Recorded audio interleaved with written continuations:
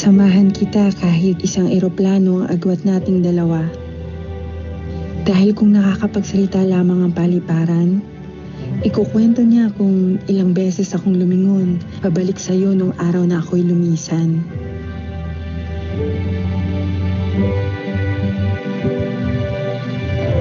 Papalubog ang araw noon at dahan-dahan lumulubog din ang puso ko sa kalungkutan.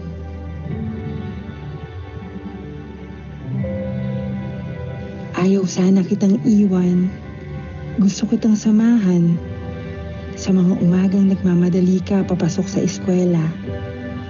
Gusto kitang damayan sa mga gabing nahihirapan ka sa matematika. Gusto kitang yakapin sa tuwing gusto mo nang sumuko dahil akala mo'y wala kang talento sa pagpinta. Ngunit anak, gusto kong ipaalam sa'yo na ikaw ang nagpinta ng buhay ko. Nang dumating ka, naging makulay ang mundo ko.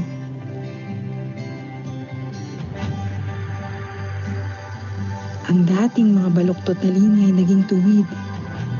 Ang dating madilim na larawan ay nabigyan ng liwanag. Kaya anak, gusto pa rin kitang samahan sa bawat mong karanasan, sa mga tagumpay at kabiguan. Sasamahan kita hanggang marating mo ang mga ulap, hanggang maabot mo ang iyong mga pangarap.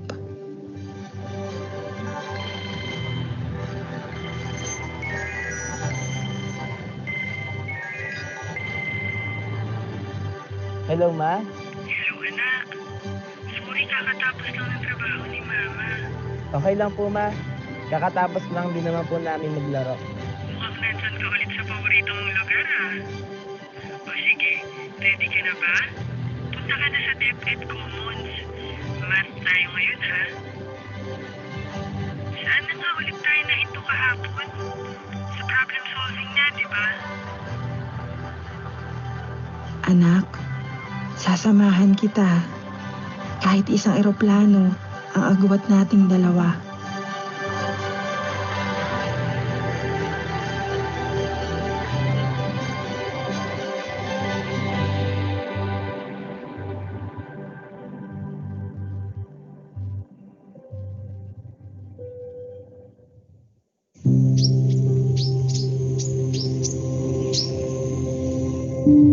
Naranasan ko ng maiwan. Hindi ko na mabilang kung ilang beses akong nakiusap hanggang sa maubos ang pangungusap. Naisip ko na ring sumuko dahil sa sunod-sunod na bagyo. Parang walang katapusan itong kalbaryo. Saan nga ba ako patungo? Saan ba ang dulo nito? Sa paglalakbay, muntik na akong huminto. Pero sinalubong mo ko.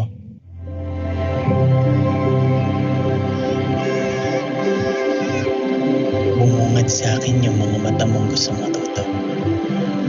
Ang mga kamay mong sabik sumulat. Ang mga labi mong nais bumigkas ng mga salitang nakakapawi ng pagod. Inatalo mo itong lungkot at takot. Binibigyan mo ng sagot ang mga katanungan sa aking puso. Masampat, abi-abi, mga anak? Masampak pala, biyay-biyay mo. Na sa dami ng alinlangan ko't tanong sa mundo, ito ang nag-iisang sigurado. Mahal ko ang pagtuturo. Ito ang nagbibigay buhay sa aking pagkatao. At ang mga pangarap nila,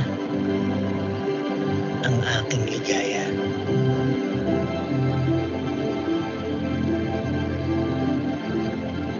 Minsan na rin akong naiwan. Nagsaaman.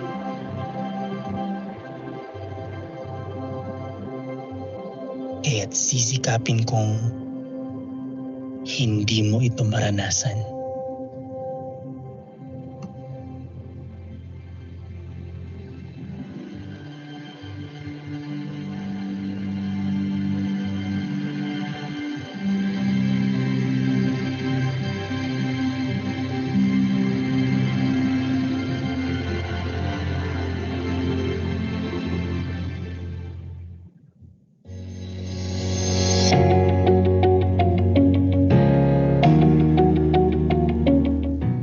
The child embodies our ultimate vision, that every Filipino learner will realize their full potential and ultimately reach their biggest dreams, no matter how high, no matter how hard, through quality education.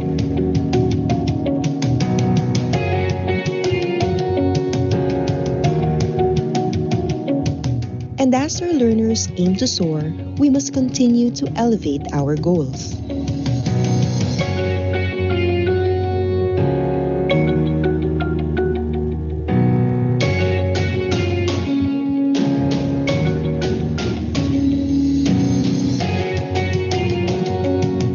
Rising, the kite is our emblem of aspiration to deliver the brand of quality in Philippine basic education.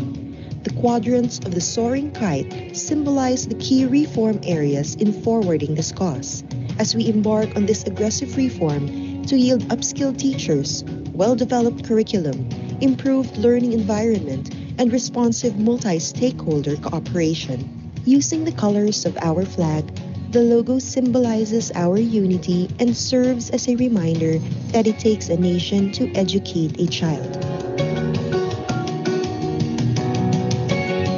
Together, we as a nation will have to move forward and gain more momentum so that our vision of quality basic education for all shall take flight.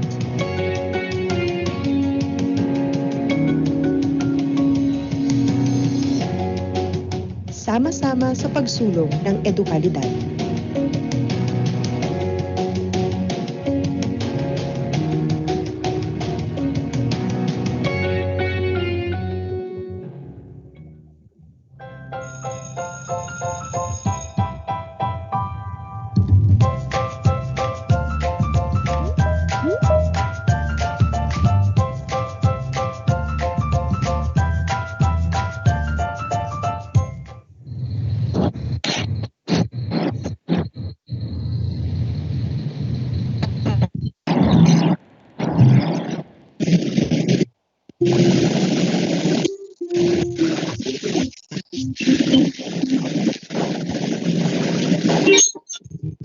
Sa mga panahon ito, ngayon malapit ng July, dapat ang mga bata nasa classroom na nag-aaral, masaya, inihahatid ng mga magulang, but all these things at this point in time, wala. Na kung saan sumalakay sa atin ang COVID-19 disease. Paano enrollment? Paano pag-aaral? Sinong tutulong sa amin? These are worries very normal to parents like us. Paano ng mga batang to?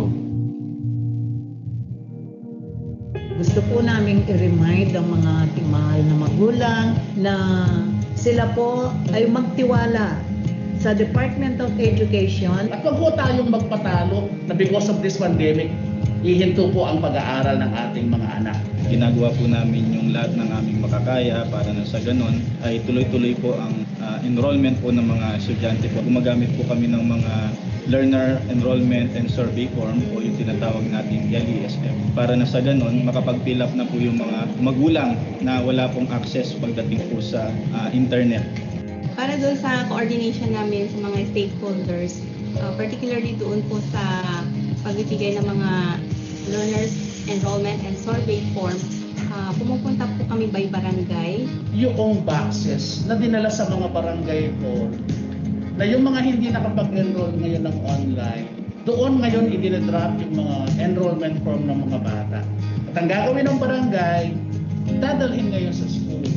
At sa mga schools ang magkukolekt. Masasabi namin na kami ay may kahandaan sa mga iba-ibang modality na gagamitin natin dahil hindi nga pwede ang face-to-face instruction.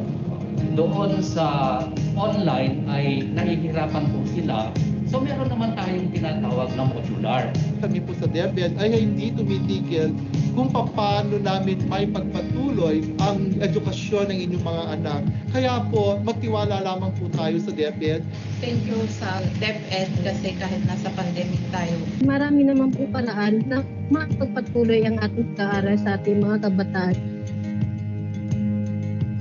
Ang ating kalusugan, ang ating safety, ang binabalanse natin. Kami ay nananawagan.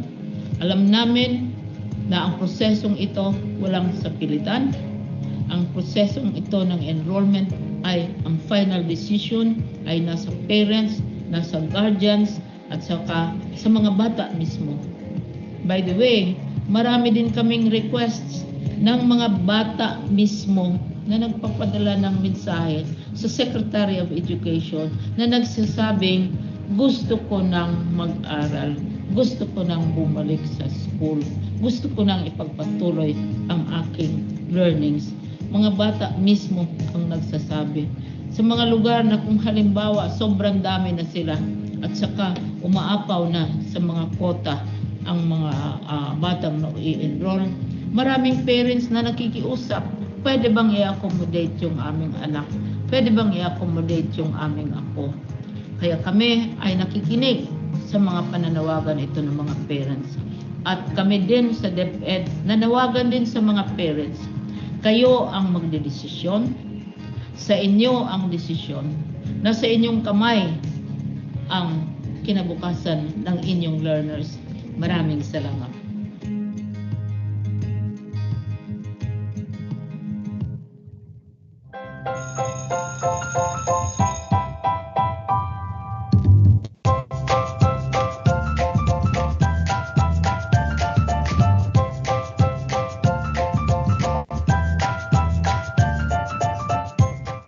Year 2020 brought new beginnings for the Department of Education.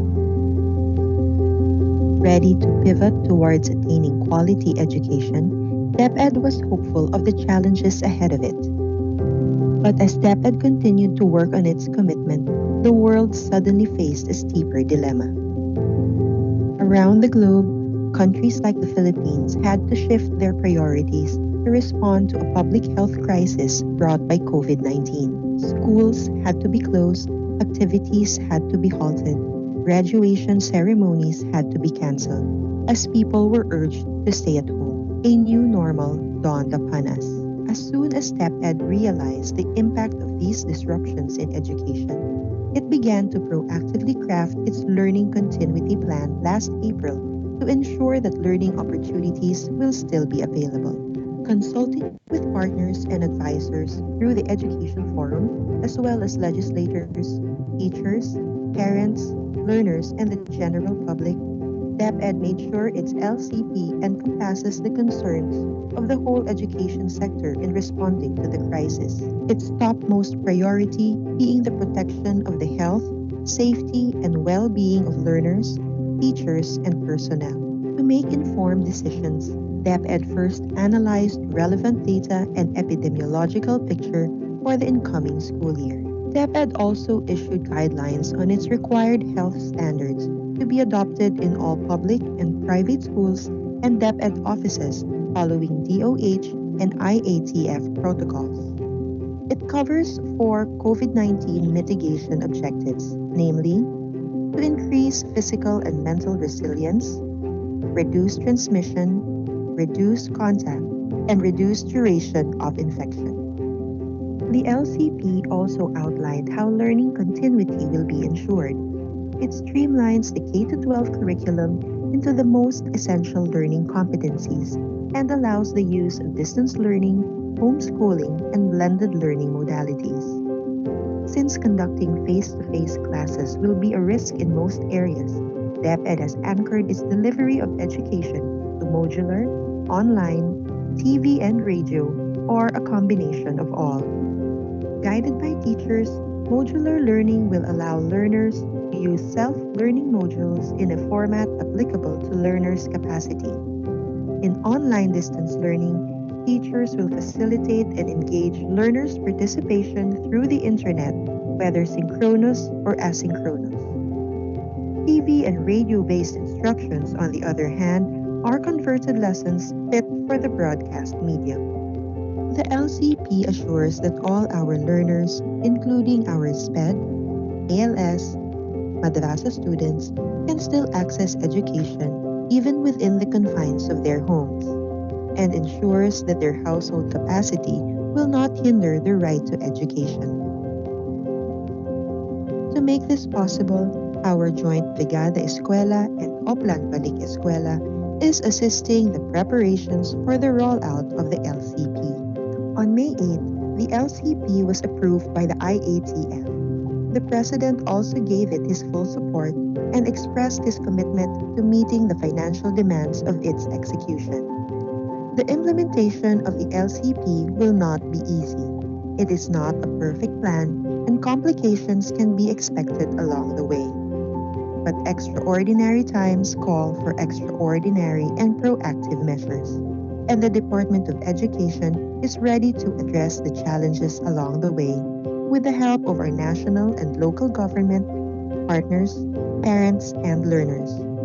As one nation, learning opportunities shall be available in this brave new world for our Filipino children.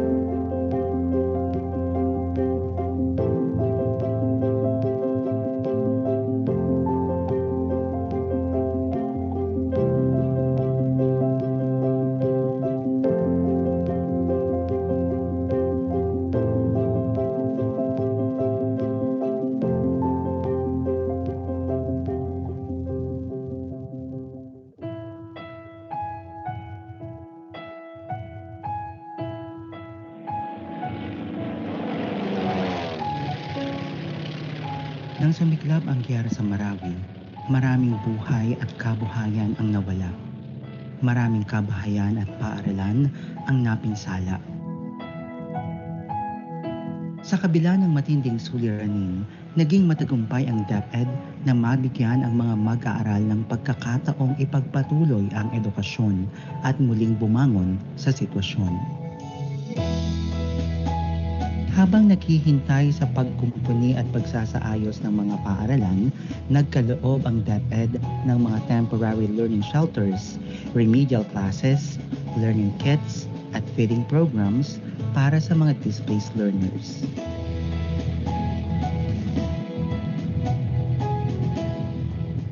Nabigla ang lahat sa pag-alboruto ng Bulkang Taal. Libo-libong pamilya, kabilang ang mga guro at mag-aaral, ang nawalan ng tirahan at mga ari-arian.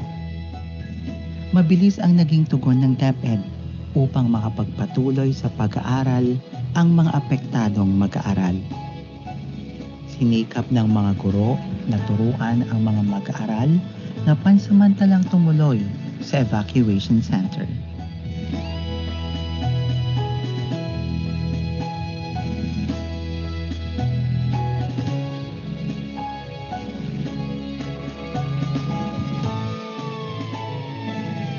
Tumama sa bansa ang COVID-19 pandemic, dahilan upang maantala ang normal na daloy ng pamumuhay at trabaho sa lahat ng sektor, kabilang na ang kagawaran ng edukasyon.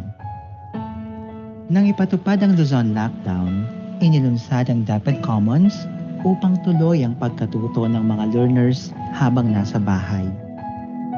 Sa kabila ng mabigat na hamon sa ilalim ng new normal, patuloy na nagpunyagi ang DepEd upang maghanap at maghatid ng mga alternatibong pamamaraan upang magpatuloy ang edukasyon sa pinakaligtas at pinakaangkop na paraan. Sa ilalim ng Learning Continuity Plan, layunin ng DepEd na magpatuloy ang edukasyon nang hindi nakokompromiso ang kapakanan at kalusugan ng mga guro at mag-aaral. Isusulong ng DepEd ang tatlong pangunahing layunin: angkop na proteksyon, kaugnay ng mga health standards at safety protocols para sa ligtas na school year. Patuloy na edukasyon sa pamamagitan ng blended learning, distance learning at homeschooling na angkop sa kapasidad ng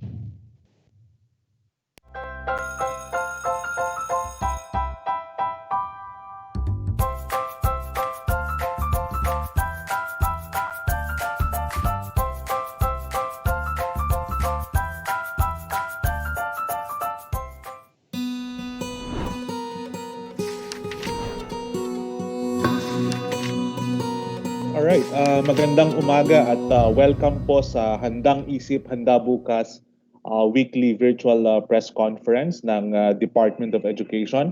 Ako po si June Arvin Godoy ng Public Affairs Service. Tayo po ay live ngayon sa DepEd Philippines na sa kasalukuyan ay mayroon ng 4 million followers at 4 million likes just last week.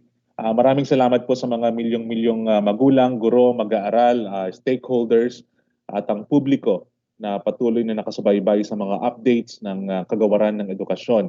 Sa pamamagitan po ng ating pakikipagtulungan sa mga kasamahan natin sa media, tayo po ay live din sa iba't ibang bahagi ng Pilipinas, gaya ng Tirad Pass Network sa Ilocos Sur, Planet Cable DWAT, Teleradyo, Ilocos Norte, CLTV 36, Region 3, Romblon Cable, Mimaropa, Kabankalan Community Antenna Cable, Kabankalan City, Negros Occidental.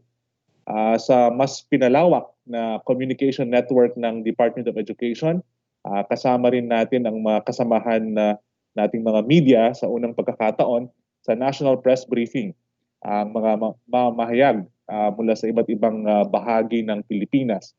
Para po sa ating mga resource persons, ngayong umaga, of course, pinangungunahan ng ina ng Kagawaran ng Edukasyon, Secretary Leonor Magtolis Briones, Undersecretary and Chief of Staff Attorney Nepomuceno Malaluan, Undersecretary for Administration Yusek Alain Pascua, Undersecretary for Finance Yusek Annalyn Sevilla, Undersecretary for Field Operations Yusek Rebsi Escobedo, and of course Yusek Diosdado San Antonio will also join us in a few. We also have with us Assistant Secretary G.H. Ambat ng Alternative Learning System, Director Abram Abanil ng ICTS, at Director Ronil Daco ng ating Disaster Risk Reduction Management Service. Bago natin simulan ng press conference na ito, panoorin po natin ang mensahe ng Pangulong Rodrigo Roa Duterte para sa mga paghahandang isinasagawa ng Kagawaran ng Edukasyon.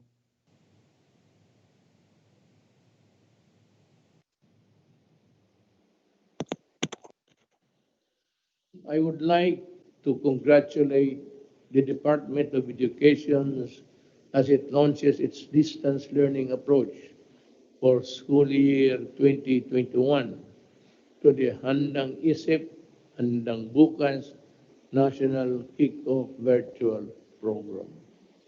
Our current situations with COVID-19 pandemic requires us to adopt innovative and effective measures to maintain the progress of students while ensuring their utmost health and safety.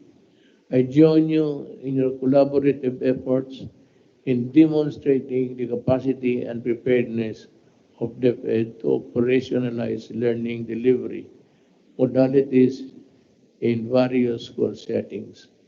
With basic education learning community plan provide that much needed boost in all urban and rural schools in the country. Let us work together to successfully get the students back to track as we promote their well-being amidst global health crisis. I wish you a successful event.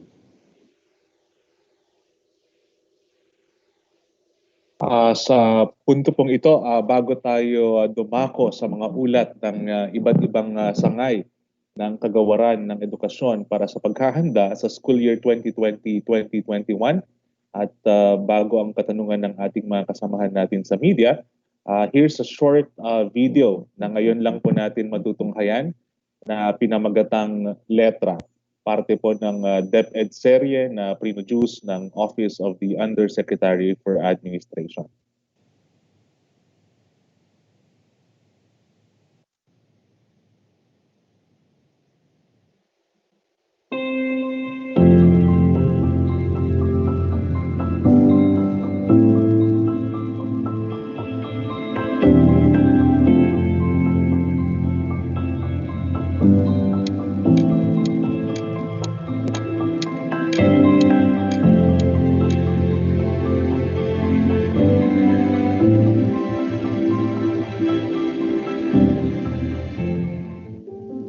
Lola, alam mo ba, ayaw pa rin mag-school ng friend kong si Brian. Kasi daw may COVID pa. Ano namang sinabi mo sa kanya, Apo? Ang sabi ko po, hindi naman po talaga papasok sa school eh. Sa bahay lang mag-aaral hanggat may COVID pa. Ano namang sagot niya? Tapos sabi niya, paano daw mag-aaral sa bahay wala namang teacher sa bahay? Di ba nga Lola? Ano nga ulit nung tawag doon sa hindi naman papasok sa school pero mag-aaral pa rin? Apo, ang tawag niyan ay distance learning.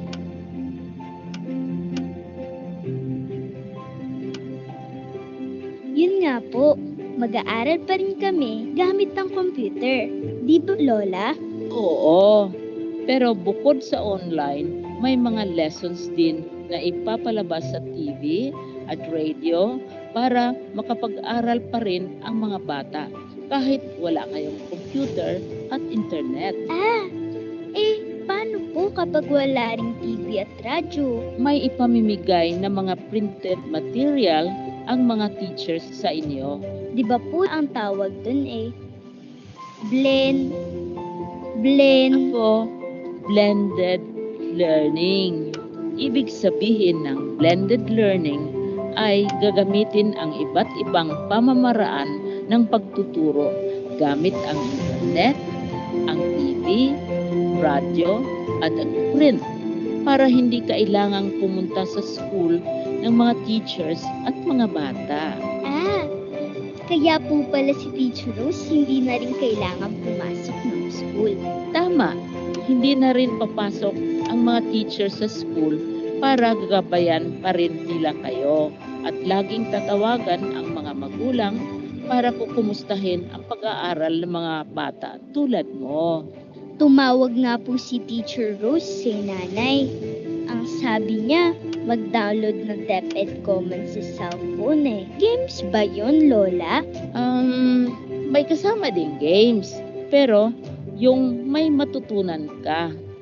May mga lessons din kasi sa DepEd Commons na pwedeng gamitin ng mga magulang at teachers para maturuan ang mga bata. Sasabihin ko rin po kay Brian na mag-download siya ng DepEd Commons. At sabihin mo rin sa kanya na huwag na siyang matakot mag-school. Dahil sa pasukan, sa bahay lang naman kayo mag-aaral. Gamit ang internet. Kung walang internet, TV. Kung walang TV, radyo.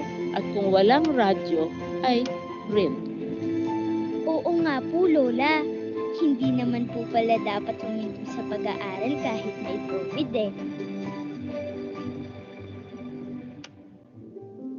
Magtutulungan kami para magpatuloy ang edukasyon.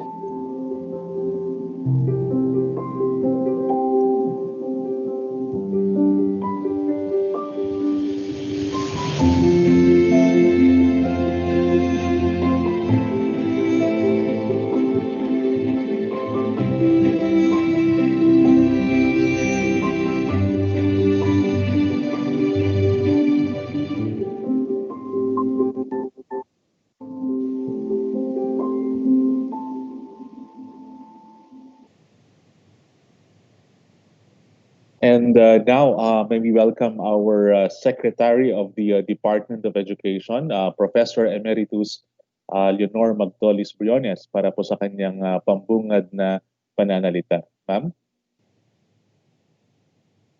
Magandang umaga sa lahat. I hope all of us had a restful and reflective weekend.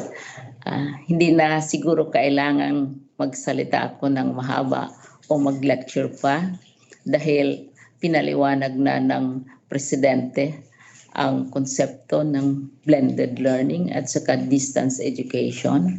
At ang bata naman, atin namang pinapaliwanagan kung anong ibig sabihin ng mga pagbabago sa ating sistema ng pag-transmit ng learning. So for once, hindi ako masyadong magsasalita. Ang magsasalita ay ang aking mga opisyales na directly in charge sa iba't ibang bahagi ng mga programa ng Department of Education. Magbigay lang ako ng updates dahil araw-araw nagbabago ang ating enrollment numbers. Umabot na ang ating enrolled students, learners, to 23,643,113. So 23.6 million, that's already 85% of last year's enrollment in spite of COVID, in spite of the downturn in the economy, in spite of all the challenges that we are all facing. Na-achieve na natin 96% ng ating dating enrollment sa public sector. Ngayon, nag-pick up naman ang ating enrollment sa private sector schools dahil siguro nabubuksan na ang ekonomiya natin little by little, hinay-hinay, lalo na sa NCR at saka sa Region 4A. At sa tingin natin, baka unti-unti na ring babalik ang ating mga estudyante na pumipili ng mga private schools para sa kanilang edukasyon. So umabot na ng 41% ng ating total enrollees ang nasa private sector. At saka yung pag-migrate ng mga learners from private sector schools to public sector schools ay mukhang kumakalma na dahil nabubuksan na ang ating ekonomiya. Ang ating weekly press con, nag-decide kami na sa kadaming developments dito sa DepEd, kailangan week on week o kung pwede pa lamang ay day-to-day update sa media dahil kayo naman ang namamalita sa kabuuan ng ating bansa. Maraming mga pangyayaring napakaganda at very inspiring. Kaya yung ating mga directors, assistant secretaries, and USECs, sila ang magre-report sa inyo. Ang gusto ko lang ibabalita kasi mangyayari na sa Wednesday, ang City of Manila under Yorme, mag-umpisa na sila ng pag-distribute ng mga tablets at saka computers para sa teachers and learners na naka-enroll sa Maynila. Ito ay napakalaking bahagi ng ang ating methodology for teaching, lalo na sa NCR na gumagamit ng mga online strategies. So magdi-distribute na starting Wednesday, uunahin ang teachers. Teachers ay bigyan sila ng laptops, iba't ibang sizes para sa mga mababang grado, tablets, para sa mga middle grades ay yung umpisa na ng paggamit ng computer at saka para sa teachers ay laptops. Pero siguro magtatanong kayo, ano bang ating precautions para masigurado natin na safe at tama ang paggamit nitong mga gadgets na ito tulad ng ginagawa. Kasi 2 years na nagdi-distribute ang DepEd ng mga laptops at saka computers sa ating mga teachers.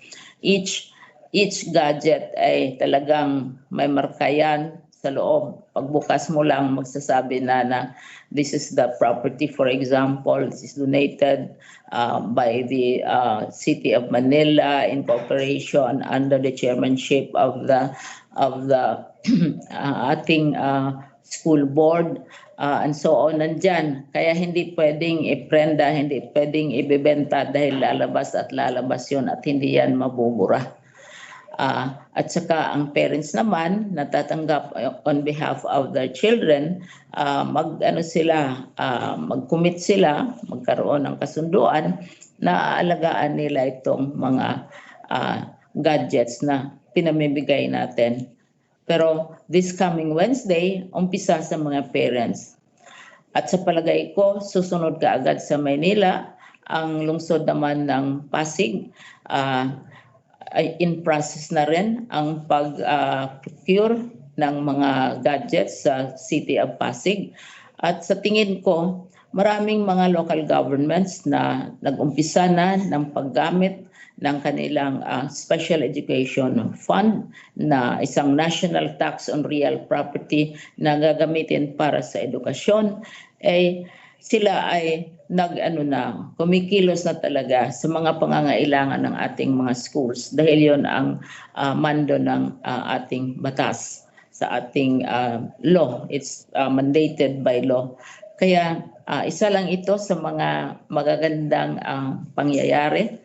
Palaki ng palaki ang ating enrollment. Sinabi ko na, umabot na sa public sector enrollment natin ay 96% na of last year's enrollment. Ang private sector naman, lumalaki na, umabot na ng 41% of last year's enrollment. At saka sa ALS naman, sa Alternative Learning Systems na i-report mamaya ni ASIC-GH, ay dumadami na rin ang mga learners natin na bumabalik. Kaya ito ay araw ng magandang balita. Ito ay araw ng pag-asa. Ito ay araw na looking forward to the formal opening on October 5. Pero even before October 5, napakarami ng activities ang nangyayari. Mga webinars para sa ating teachers, mga briefings para sa ating mga bata, psychosocial preparations para October 5 in punto diretso na sa formal learning aspects. Tapusin na natin yung lahat ng mga preparatory briefings and so on, preparations for our teachers, our learners, and also our staff. So on this note, maraming salamat sa inyong patience. Maraming salamat for faithfully reporting what is happening in education. At maraming salamat sa interest ninyo sa education. Dahil ang education ay hindi lamang responsibilidad ng isang departamento, but ito ay challenge sa ating lahat. Sa buong Asia, tayo ang pinakahuling magbubukas ng klase. Sana classmate natin si Cambodia kasi August ang schedule natin. Pero dahil mahal na mahal natin ang ating learners at teachers, we moved it further to October, pero hahabol tayo. Maraming salamat. Maraming salamat, ma'am. Tayo rin po pala ay live po sa CNN Philippines. So dumako na po tayo sa ulat ng iba't ibang opisyalis po ng kagawaran. May we recognize Assistant Secretary G.H. Ambat para po sa paghahanda na ginagawa para sa Alternative Learning System. Ma'am? Happy start of the work week sa ating mga kasamahan sa media, sa ating stakeholders, and of course, sa aking DepEd family led by the tireless and the very wise Secretary Liling. As mentioned, I will be giving updates on Alternative Learning System. For those who have forgotten or for those who do not know yet, ang DepEd ay may programa para sa ating out-of-school youth and adults para sila ay makapagpatuloy ng pag-aaral, nang sa gayon ay magkaroon sila ng mas maayos na trabaho, kung hindi naman ay makapagpatuloy sa kolehiyo or makapagpatuloy sa higher skills training ng TESDA. Ito po ay ang Alternative Learning System. Sa ilalim po ng Alternative Learning System, meron pong dalawang programa. Ito po ay ang Basic Literacy para po ito doon sa mga hindi pa po nakakabasa, nakakasulat, or nakakapagbilang, or may limitadong kakayanan para sa mga kakayanan na yon. At ang pangalawa naman po ay ang Accreditation and Equivalency Program para po ito sa mga nag-drop out ng elementarya at high school. At through the ALS program, binibigyan po namin sila ng pagkakataon para sila ay magkaroon ng kakayanan at para makumpleto po nila ang kanilang pag-aaral sa elementarya at sa high school.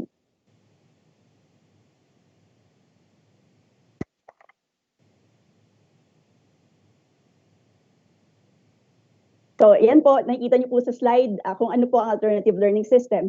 Marami pong pamamaraan kung paano po tayo makakapag-aral through ALS, no? Yung pong mga learning delivery modalities na binabanggit po natin ngayon for this coming school year ay hindi na po bago sa ALS. Noon pa po ginagamit ang learning delivery modalities na ito katulad po ng modular, blended, radio-based at online learning. In fact, noon pong nag-lockdown, karamihan po sa ating mga learners ay hindi pa po nakukumpleto ang kanilang pag-aaral noon. At sa pamamagitan po ng ating mga teachers, no, dahil sanay na sanay po sila sa remote learning, distance learning, so ginamit po nila itong mga iba't ibang pamamaraan na to para kahit na wala pong klase, hindi po sila makapag-meet face-to-face, ay makapagpatuloy sa pag-aaral ang ating mga learners. So again, modular, ito po yung mga, sa ALS po, may modules kami from basic literacy to high school. Blended learning, kung nakikita niyo po sa litrato, ang aming mga learners ay nag-access sa online at sila po ay nakikita ng kanilang mga teacher habang sila po ay nagsasagot ng kanilang mga activity sheets. Radio-based instruction, hindi rin po bago sa ALS ito. In fact, we have classes in almost all regions at marami na pong nakagraduate na nag-undergo ng radio-based instruction. At of course, doon po sa mga may gadget, doon po sa mga may access sa internet,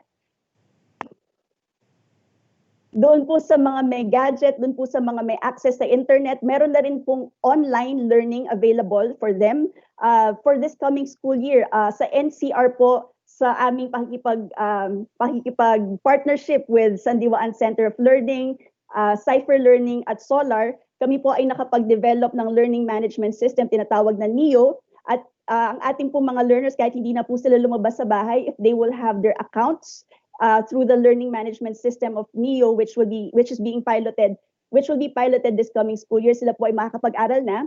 Meron din po kaming mga Moodle sites in Visayas, particularly in Negros Occidental. At of course, sa Davao, meron pa rin po kaming e-eskwela. So ito po mga modalities na ito ay hindi bago sa ALS at ginagamit namin. And for this coming school year, ganito pa rin po ang aming gagawin para po makapagpatuloy sa pag-aaral ang ating out-of-school youth and adults. At kumbaga kahit na po may mga limitations sa movement, pwede pa rin po silang makapagtapos. So next please. Ano po yung mga ginagawa namin sa ALS ngayon? So kami po ay nagtitrain na ng aming mga teachers for blended learning.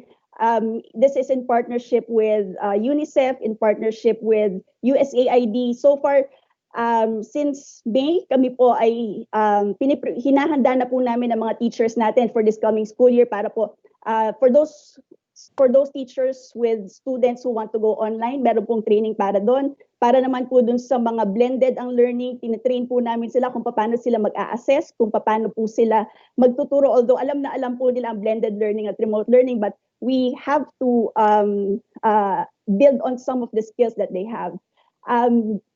Sumusunod din po kami dun sa minimum health standards. Kaya po ang ating mga CLCs dun sa picture banda dito sa kanan, kung makikita po ninyo, ang mga CLCs po namin ay meron na pong mga signs na nakapost dyan kung paano po yung social distancing. Ang alcohol ay ready para po dun sa mga kukuha ng modules. Since last month, nagsimula na rin po ang mga orientation ng mga magulang at ng mga learners sa iba't ibang division offices kung paano po aandar o kung paano po makakapag-aral ang mga out-of-school youth and adults natin. At na-appreciate po ito ng community. And we thank the division offices who have started already and who are also tireless in orienting our learners and their parents. Tapos, yun nga, pinahanda na po namin ang mga modules. Marami na po ang nakapag-print. There are some divisions who even prepared learners kits for their students para po sa kaalaman ng karamihan. Yung pong mga learners ng ALS kasi marginalized, a lot of them are poor. So yung mga efforts po ng division to give learners kits kung saan nandiyan na yung modules, learner activity sheets, papel, na-appreciate po namin yun. At ito po ay dinidistribute na po nila for those who already enrolled. So next please. Ang ALS po ay parte po ng kampanya ng Sulong Edukalidad. We are pivoting from access to quality, and we want to make sure na kahit po flexible learning ito, kahit po for out-of-school youth and adults, they will get the same competencies as those in the formal school. Kaya sinasabi namin, second chance education does not have to be second class. At yung mga reforma po, since pumasok po si Secretary Liling sa kanyang administrasyon, we made sure that yun pong curriculum ay ka-align po ng K-12. Tapos po yung mga teachers namin, patuloy namin silang tinitrain dahil we do believe that they're the ones who will deliver itong mga learnings na to. And meron din po kaming, starting last year, we launched itong life skills for work readiness and civic engagement. karamihan po sa mga learners ng ALS ay nagtatrabaho. So we want to improve on their employability. Kumbaga, we want to train them on how to apply, how to go about interviews. Meron po kaming mga modules for life skills when you talk of financial fitness, entrepreneurship, teamwork and collaboration. Kasi po yun yung mga kinakailangan kung sila po ay magtatrabaho or if they would want to be also productive in their communities. So next. Para po dun sa mga hindi pa po nag-e-enroll, bukas pa rin po ang enrollment for ALS. Nasa screen po ninyo yung contact details. You can reach us through Facebook and email us. Tapos dito po sa kabilang side, ways to enroll, nandiyan po, you can go to the barangay halls, you can go to the division offices. Meron po kami mga info materials doon on how to go about it. Tapos yung link po na nakalagay dyan, kung sino po kukontakin ninyo.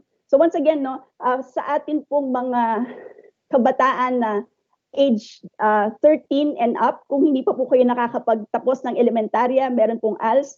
Para naman po doon sa ating mga 16 years old and up na hindi pa po nakakapagtapos ng high school, ito po ang programa para sa inyo kung gusto nyo pong makapag-aral, kung gusto nyo matrain for life skills to make you also work ready and be ready for the rebuild and to become productive contributors at community building. So yun lang po. Maraming salamat and good morning.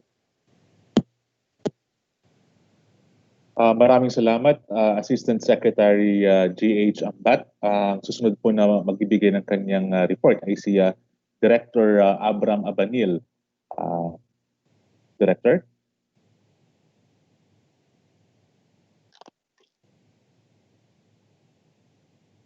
Hello. Magandang umaga, Secretary Briones. Magandang umaga sa ating mga partners sa media.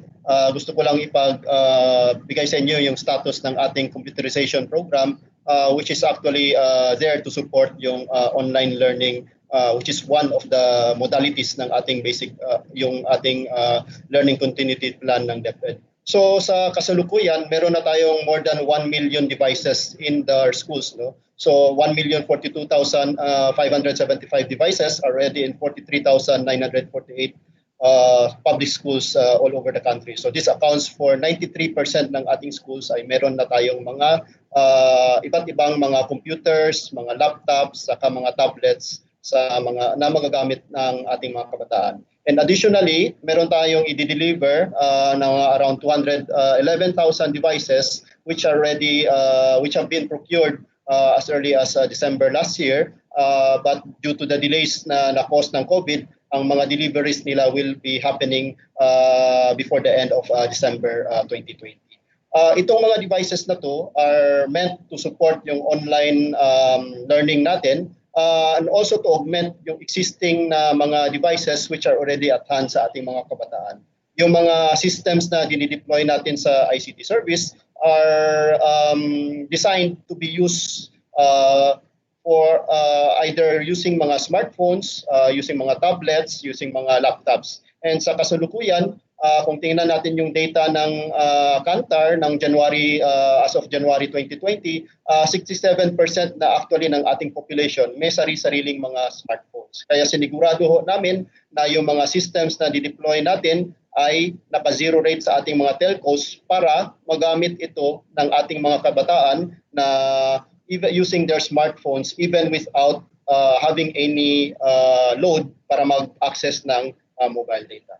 Ngayon, nabanggit din ni ASEC GH kanina na meron na tayong learning management system. So ang kagandahan nitong learning management system is pwede mag-create ng virtual classes yung ating mga teachers. No? And dito sa system na to, pwede nila ma-schedule yung mga activities and mga collaborative tasks. For example, pwede nila ma-assign sa ating sa kanilang mga bata na magbasa ng isang article or mag-view ng isang video lecture.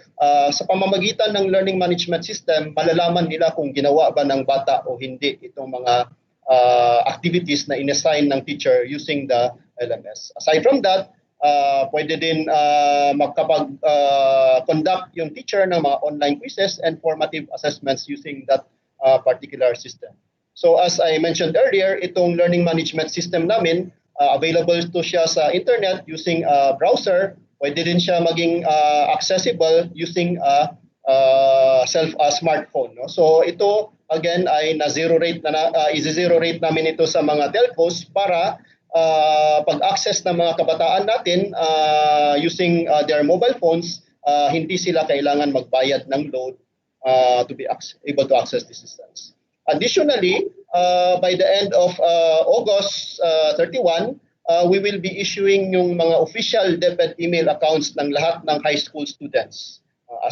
Pagdating ng September 15, mag-issue na rin kami ng lahat ng DepEd email accounts para naman sa lahat ng mga elementary school students. So itong email account na to ng mga ating mga kabataan, ito yung gagamitin nila sa pag-access ng learning management system para masigurado natin yung security ng ating mga kabataan.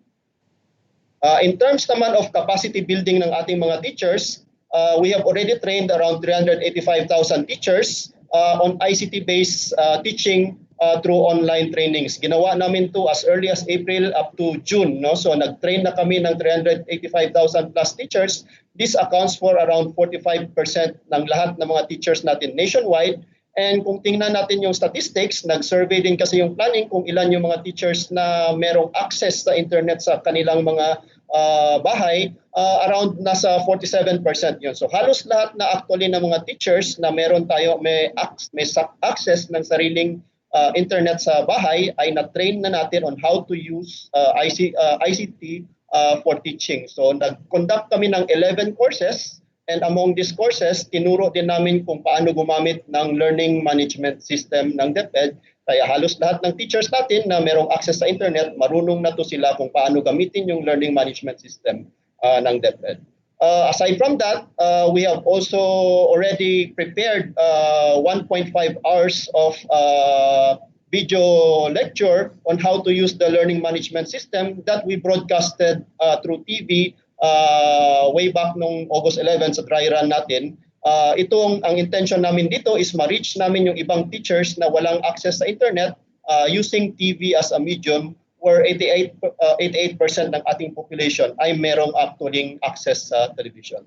And then we are now in the process of developing an orientation program naman para sa parents and learners natin, again using TV as a medium para matutunan naman nila through television kung paano gumamit nitong learning management system. So yun ang summary namin with regards to on our how we are pushing forwards in making sure that online learning is accessible both for our teachers and for our learners in the department. All right. Thank you so much, Director Abram Abanil ng ICTS. So mula sa ALS, online learning modality, pakinggan rin po natin ang updates mula kay Undersecretary Revsy Escobedo tungkol sa ating mga field operations at dry runs na sinasagawa. Sir, go ahead po.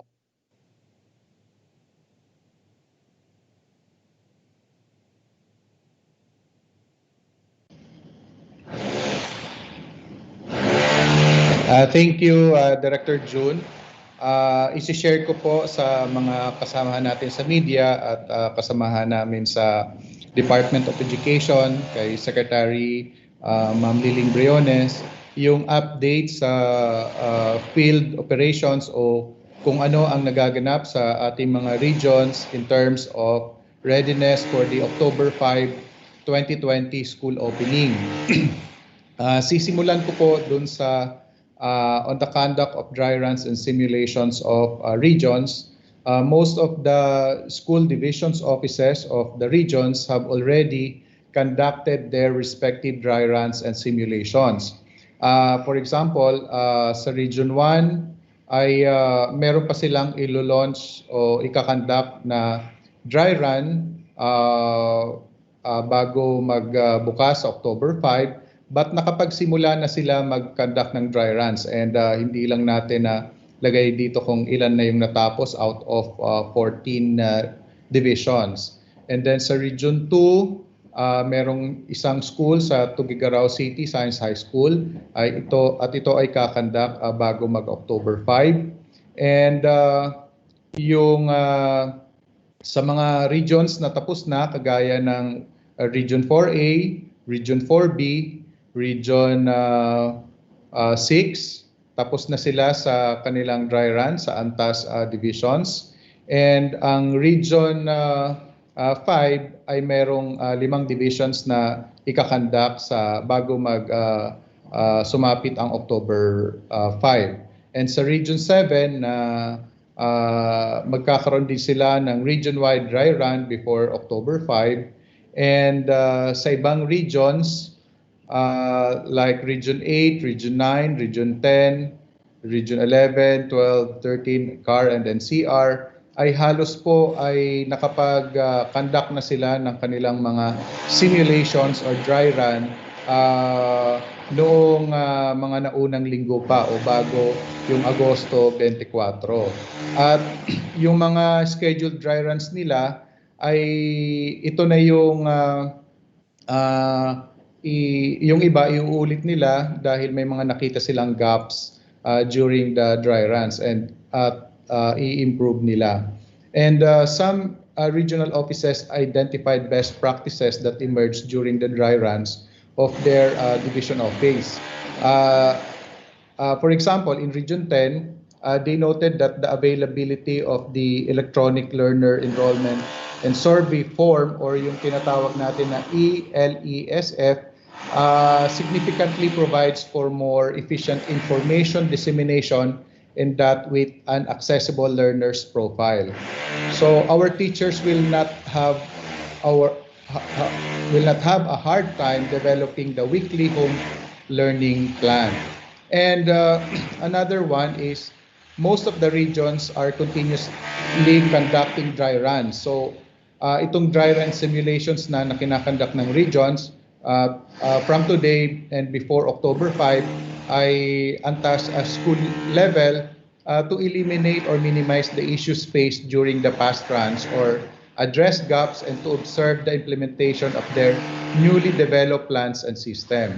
So itong mga dry runs boosted the confidence of the parents that their children have opportunities to continuously learn through various modalities amidst the COVID-19 situation. And I would like to note in Region 8, numerous parents have become confident right after witnessing the simulations of the region. And the parents decided to enroll their children for this coming school year. And another update on the aspect of health and safety protocols, our regional offices and schools division offices have contextualized the mode of delivery of the self-learning modules in order to distribute these modules without endangering teachers and learners through establishing health and safety protocols. And the regions noted that they set the guidelines on how to implement health and safety protocols relative to the distribution and retrieval of the self-learning modules. For example, they have these practices like conduct of disinfection of learning materials prior packaging and distribution, forging stronger partnerships with barangay councils that will help in facilitating the distribution and retrieval of modules to their respective barangays, and then issuance of regional memoranda on strengthened management and response to COVID-19, and implementation of alternative work arrangement in all levels of governance, formulation of contingency plan for COVID-19 pandemic, and the last is the inclusion of COVID-19 protocols and other health-related reminders in teachers' package kits. And another one, our regional offices are also extend a partnership with the private sector for the support of our DepEd PE LCP. So marami na po tayong mga regional offices ay nagkaroon ng partnership, especially dun sa mga local cable TV stations and radio stations. So, nakalagay po dyan yung mga various regions where they engage the private sector in our basic education learning continuity plan. And our DepEd acknowledges the support of the local government units which committed to the department not only financially but as well as logistically through the delivery of the printed modules and other alternative learning materials. And I would like to highlight that some LGUs have provided assistance to our regional and division offices for other learning modalities such as the radio-based instruction and the TV instruction by providing free of charge and discounted air times. And in some regions and divisions, the local government units have provided learners and teachers the equipment needed in the conduct of learning delivery such as laptops, as mentioned by our secretary. Manila will start distributing our the laptops and tablets for our learners and other learning materials. And the total partnership that our SDOs have engaged is about 231 and approximately 122 TB partners and approximately 309 radio partners. All the regions with most of their schools division have entered into partnership with cable TV channels and radio stations for the delivery of learning instructions to serve as supplement to our self-learning tools. And then I would also like to share that private school opening prior to from Region 1 up to NCR and BARM. Number of private schools that opened from June to August 21, 2020 are already 1,394, and we are expecting 6,449 more to open from August 24 to date up to October 5 of 2020. And status of printing of modules, most of the regions are in the advanced stage, like Region 1, Region 2, Region 4A, Region 9, Region 10, Region 13, and NCR. When we say advanced stage, the schools division offices are in 80% to 100% stage of self-learning modules printing. And progressing, Region 3, Region 4B, Region 5, Region 7, Region 8, Region 12. And catching up, Region 6, Region 11, Region 13, and CAR. And lagging behind, only four divisions. This printing of modules, ito yung requirement natin for the quarter. So ito po yung status natin based on the report of our regional offices. And so yung learning delivery modalities natin for the printed modules, all regions will adopt TV-based instruction, all regions radio-based instruction. And the numbers of schools na ready for printed modules, 18,920 for TV-based instruction, 2,819, and radio-based instruction, 3,352. And last one, our regional offices have efforts to capacitate teachers, parents, and stakeholders on distance learning. For example, on teachers, our regional offices and schools division offices regularly conduct psychosocial and mental health support. And for parents and guardians, we have also online orientation seminars and online video series. And for other stakeholders, online help desk, we established these desks are established by some regions to cater to the concerns of stakeholders. And online webinars open to the public are available for the perusal of stakeholders. That's all, Director June, and thank you. Maraming salamat, Undersecretary Revsi Escobedo, para po sa mga updates natin sa field operations. Maybe also recognize the Office of Congressman Roman Romulo, Chairperson po ng Basic Education and Culture Committee, the House of Representatives, who is monitoring our press conference as of the moment.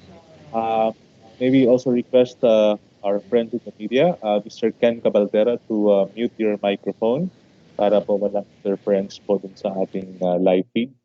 Maraming salamat po. Okay.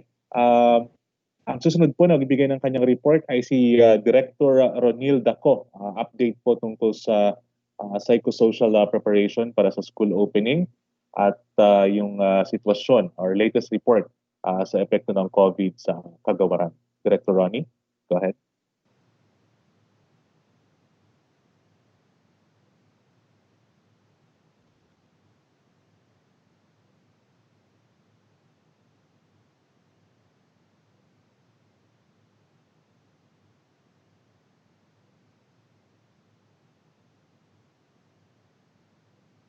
Director Ronnie Ko. Ayun. Good morning, ma'am. Go ahead po. Good morning din po.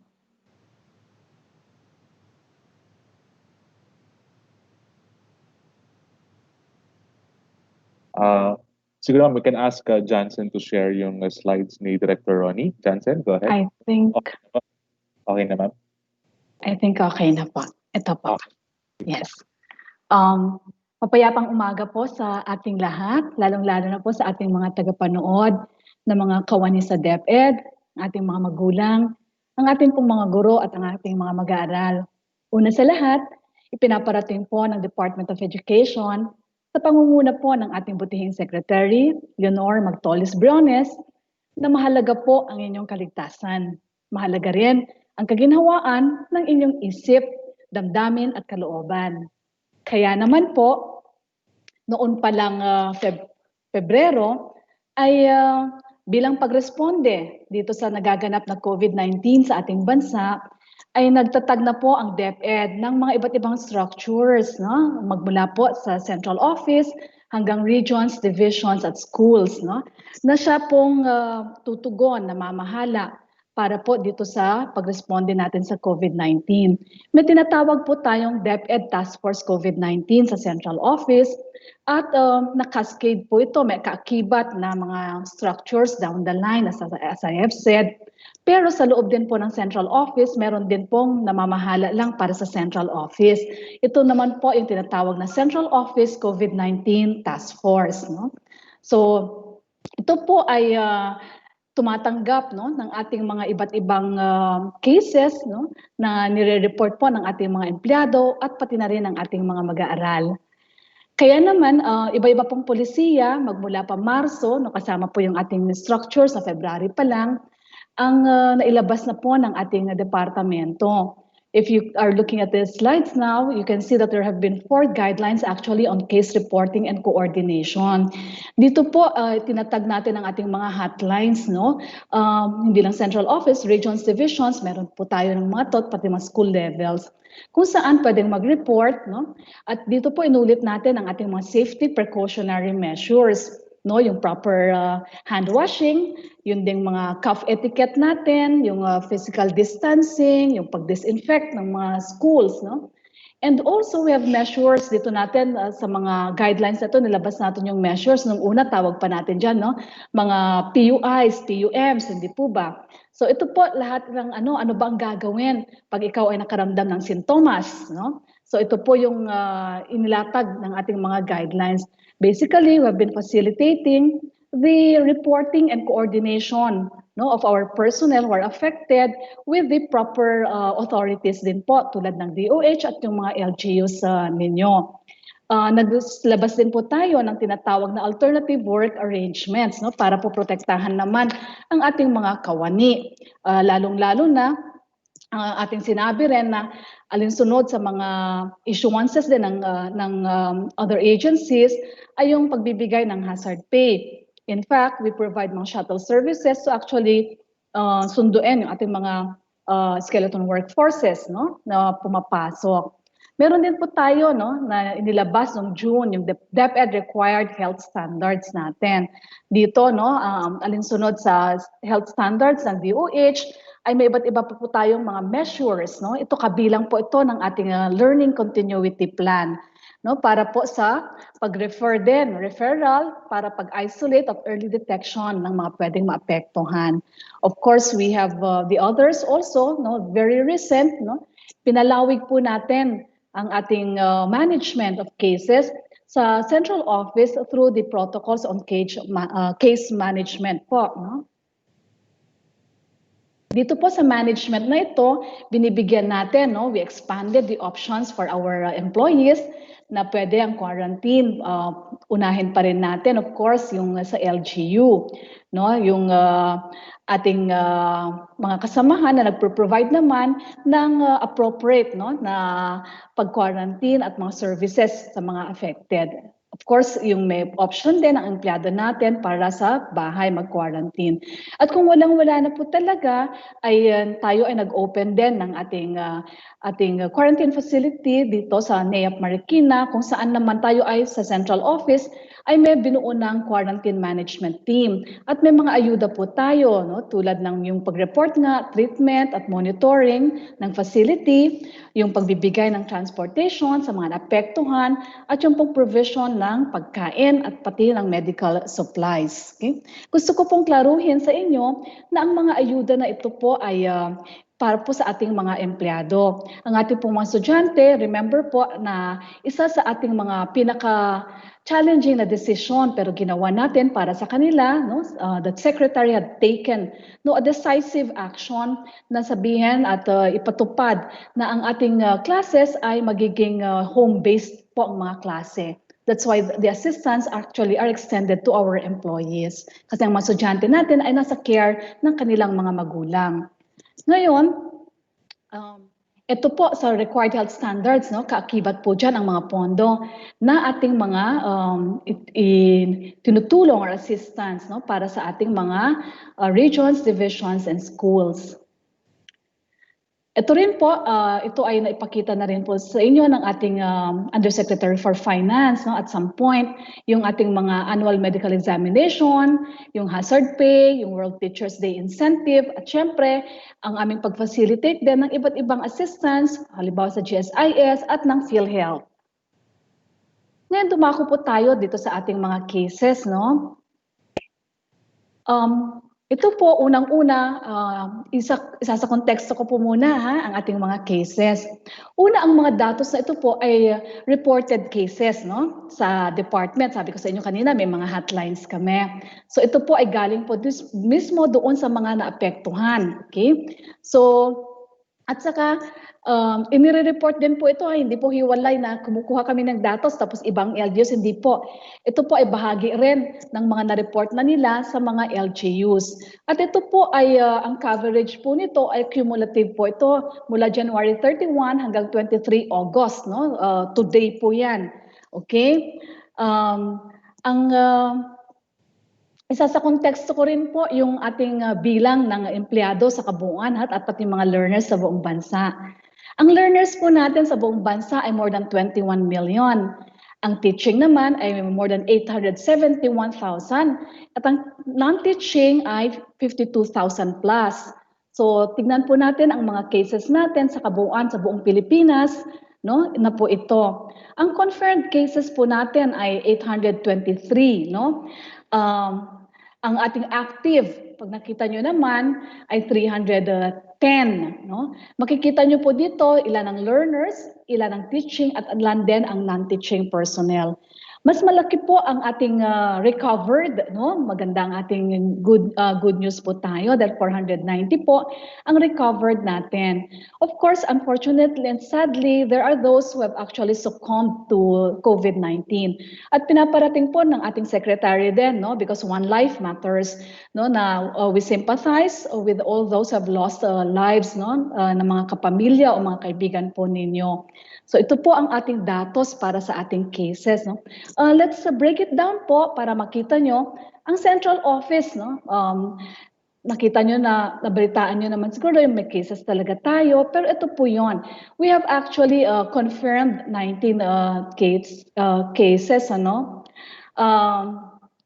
Ito pong ano natin, ang ating pong active ay 6 sa kasalukuyan. May isa po tayo unfortunately no, nag-succumb din a week ago no, sa ating sa COVID-19 and actually nagsagawa po ang departamento ng prayer nationwide para po sa ating mga hindi lang sa namatay, sa lahat po ng pumanaw pero para po sa lahat ng mga apektado kasama na po ang iba na kahit hindi DepEd ay para po sa buong bansa, no? Yung ating paghihil as one. Yun pong regional naman ay ito po yon, no? Kikita nyo dito na 246 NCR po ang pinakamarami ngayon, kasama ang Region 7 at ang Region 4A. No? Ito naman ay nagko-coincide naman talaga sa hotspots ng bansa sa kasalukuyan. Okay? So ito po ang ating breakdown. No? Sa lahat po ng cases natin na inyong nakita, no, we would like to assure you, as you have also seen, na ginagawa po ng departamento ang lahat ng kanyang makakaya dahil nga lahat naman ay mahalaga, no? Wala po tayong tinatabi, no, sa ating kagawaran. So we take care of our people as you have seen, no, na mga efforts na ginagawa po natin. Kasama po dito sa ating ginagawa, no, ang kahalagahan ng inyong mental health, no? Kaya naman nagsasagawa ang Departamento ng Mental Health and Psychosocial Support Services. 3 po ang nilalayon ng ating MHPSS na tinatawag. Una, makapagbigay ng psychosocial support sa lahat.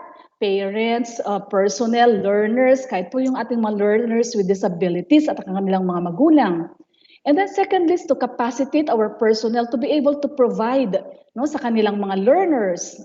And then ang pag-establish po ng referral system. Okay?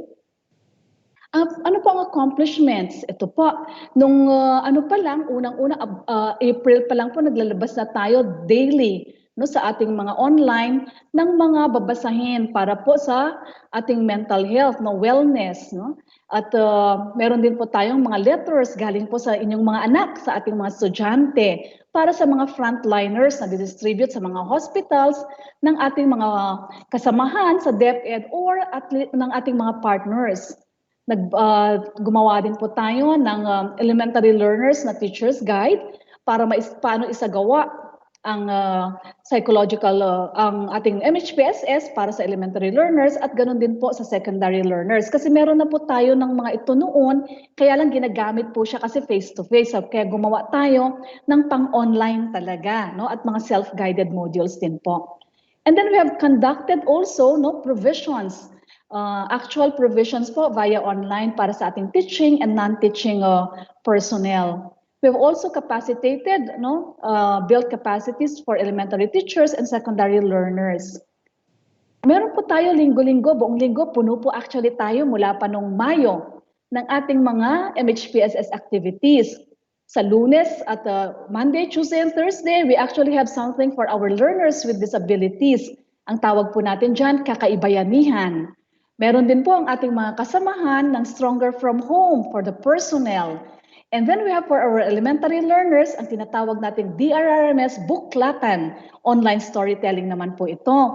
Yung pong gabay-bahay para sa parents and caregivers in general. Then we also have for our parents and teachers of learners with disabilities, tawag po natin dyan every Wednesday, Kaagapay Buhay.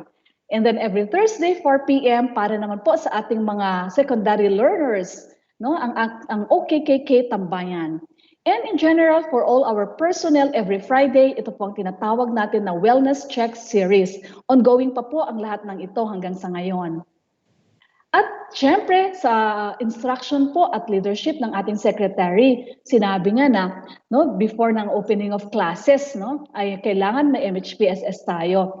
Meron na po tayong pang TV broadcast, hindi na lang online. Ipapalabas po ito sa September 28 September to 2 October. Makikita nyo araw-araw, iba-iba po ito. May pang personnel, may pang learners, elementary, secondary, meron ding mga learners with disabilities, at meron din pong pang parents. And on the day of, on September 28, we will do a nationwide online din po sa central office. Okay?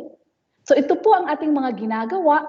Lagi namin sinasabi sa inyo, mahalaga po kayo. Tinatandaan po ito ng ating leadership ng Department of Education. Kaya naman sinasabi namin lagi, sana po magtulungan tayo. Apektado po tayong lahat, kaya sana ay gawin natin kung ano po ang nararapat para din sa ating mga anak, sa inyong mga anak at mga mag-aaral namin sa DepEd. So, dito po gusto kong sabihin bilang pagtatapos, basta't sama-sama, kayang-kaya. Kayang-kaya po natin ito, basta tayo po ay sama-sama. Maraming salamat po at magandang umaga sa inyong lahat. Ayun, maraming salamat, Director Ronnie ng DepEd Disaster Risk Reduction Management Service. Maraming salamat din kina Assistant Secretary G.H. Ambat, Yusek Revsi Escobedo at Director Abram Abanil ng ICTS. Tayo naman po ay darako na sa next part ng ating press conference, ang katanungan ng ating mga kasamahan sa media. Ang una pong magtatanong ay si Jody Agoncillo ng Philippine Daily Inquirer. Jody, go ahead.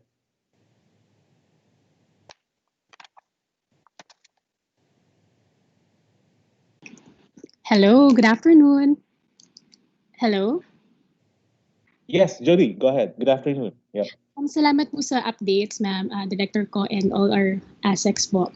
I just have 3 questions, ma'am. Yung number 1 po is, as we all know, there is an approved, not yet approved, there is a proposed supplemental budget under Barrow 2. May I just know how will this be allocated for our other programs? Some teachers group would even say that this will only be sufficient for some 900,000 teachers when it comes to their load allowance. Thanks, Jody. Maybe ask siguro Yusek Ann Sevilla, ma'am. Yes, good morning, Secretary Liling, and to everyone, our DepEd family, and sa media. Sa question ni Jody, this is about the Bayanihan Act 2, and I think hindi pa rin po ito approved, nasa BICAM level. At once this is official and approved, we will receive the final provision of the Bayanihan Act 2. Right now, we were informed that about 4 billion will be given to DepEd, and we will have to coordinate with the House of Representatives, the Senate, the Department of Budget and Management, kasi ang pinakamaganda dito sa balita na ito ay yung confirmation ng Department of Budget and Management kung magkano talaga yung ililipat nila sa atin. But for now, we are preparing kasi as we have briefed you before, talagang mayroon tayong requirements para sa ating learning continuity plan at any additional funding is really very welcome. At kami po ay uupo ulit para magawa natin na ma-prioritize kung ano po yung mga pangangailangan natin. Doon sa dati kong briefing sa inyo, sabi ko 3 ang components ng BELCP. Ang una ay yung learning resources, pangalawa yung professionalization, training ng ating mga teachers at saka preparation ng ating stakeholders. At pangatlo yung minimum health standard na in-explain kanina na napakagaling at napakaganda ng pagkakalatag sa inyo ng ating Director Ronnie. So itong 3 components na ito ang kailangan ng DepEd.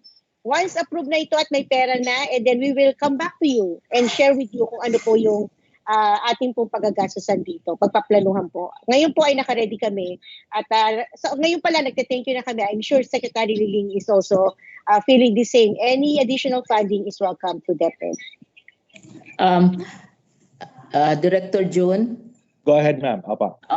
Can I give additional background information? Kasi we're talking here about supplemental budget, a budget which will supplement that which has been approved last year and which has been passed as law.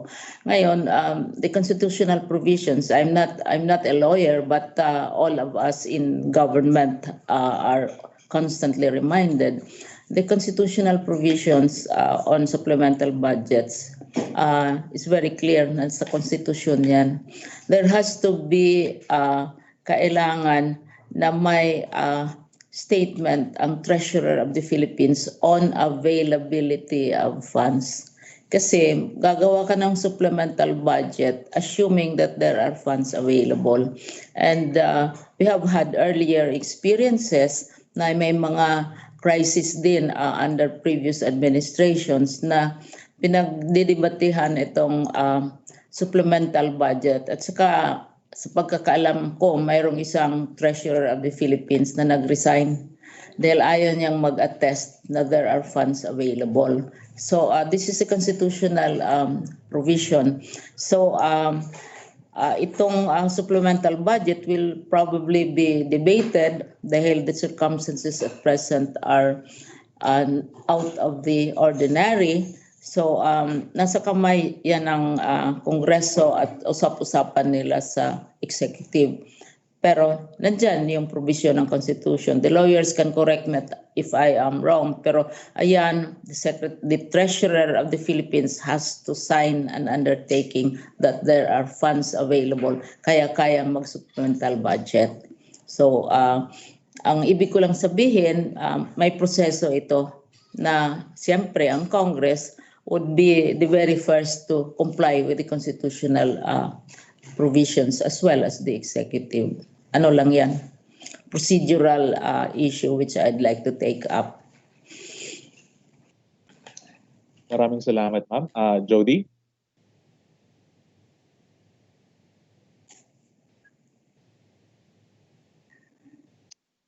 Jody? Hi, Jody.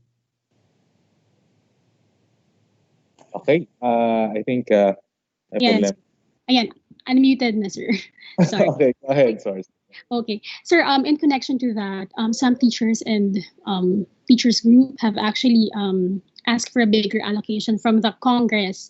They're saying that can 30-day sick leave be possible or feasible and a free RT-PCR testing of all personnel. Would that be feasible, that proposal by some party list teachers group?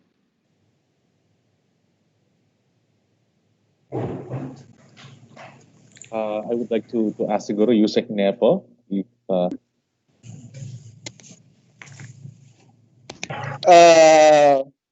For one, I think it is not feasible, neither is it a sound policy. I think you might want to look into the some lessons that was shared by UPPGH in its exercise on testing.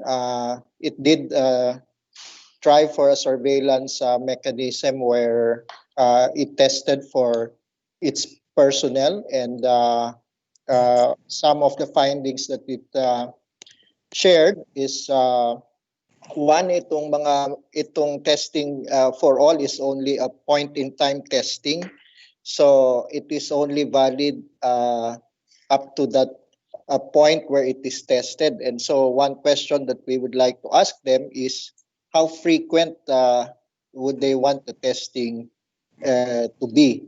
And then the second that they found out is yung kanilang completing the tests.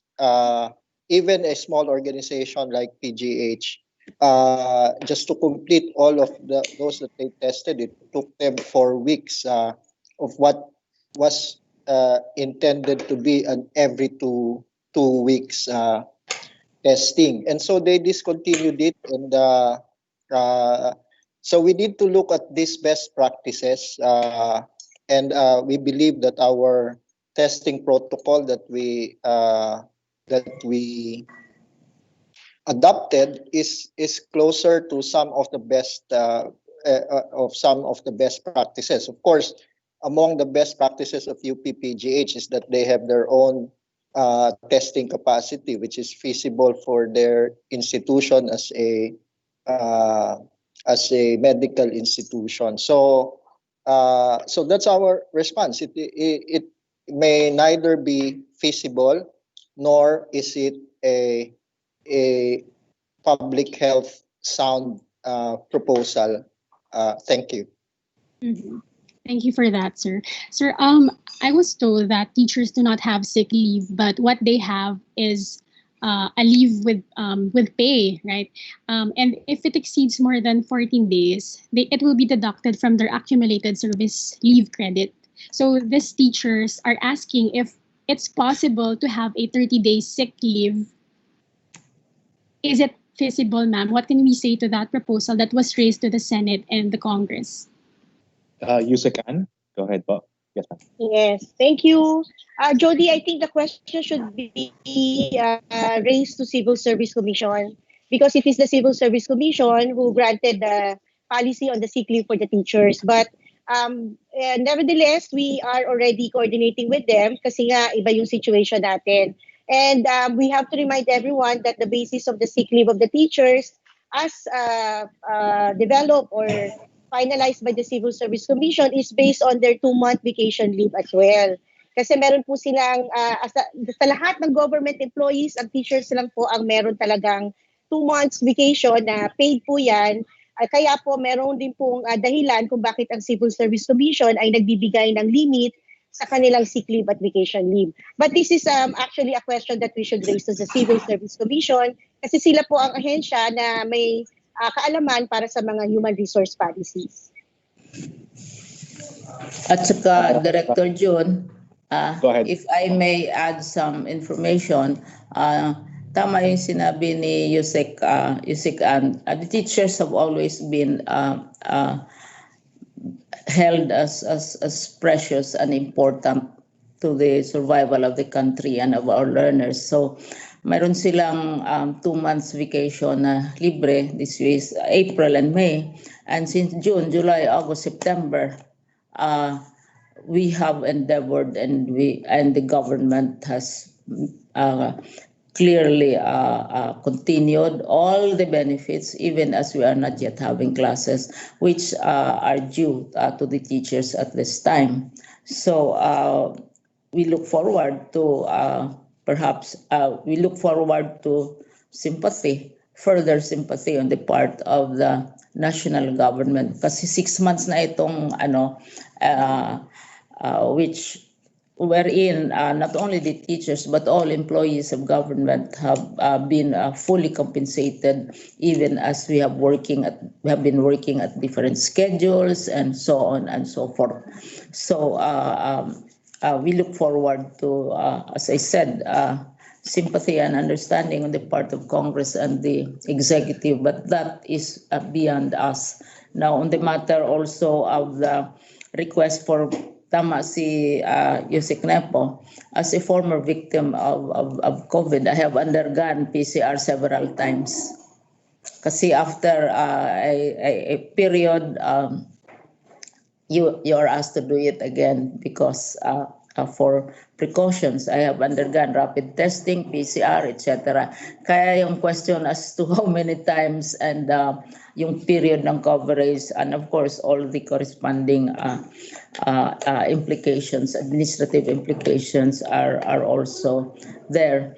So any policy with regards to testing, and this is being vigorously debated in the IATF and also with the Department of Health, dinidiscuss na yon because government, in addition to loving the teachers, loves all Filipinos, loves all employees of government, wants to protect all those who are part of the government and rendering public service. So whatever policy they will arrive at will be for all of us who are serving the people, including, of course, our teachers and our staff. Thank you.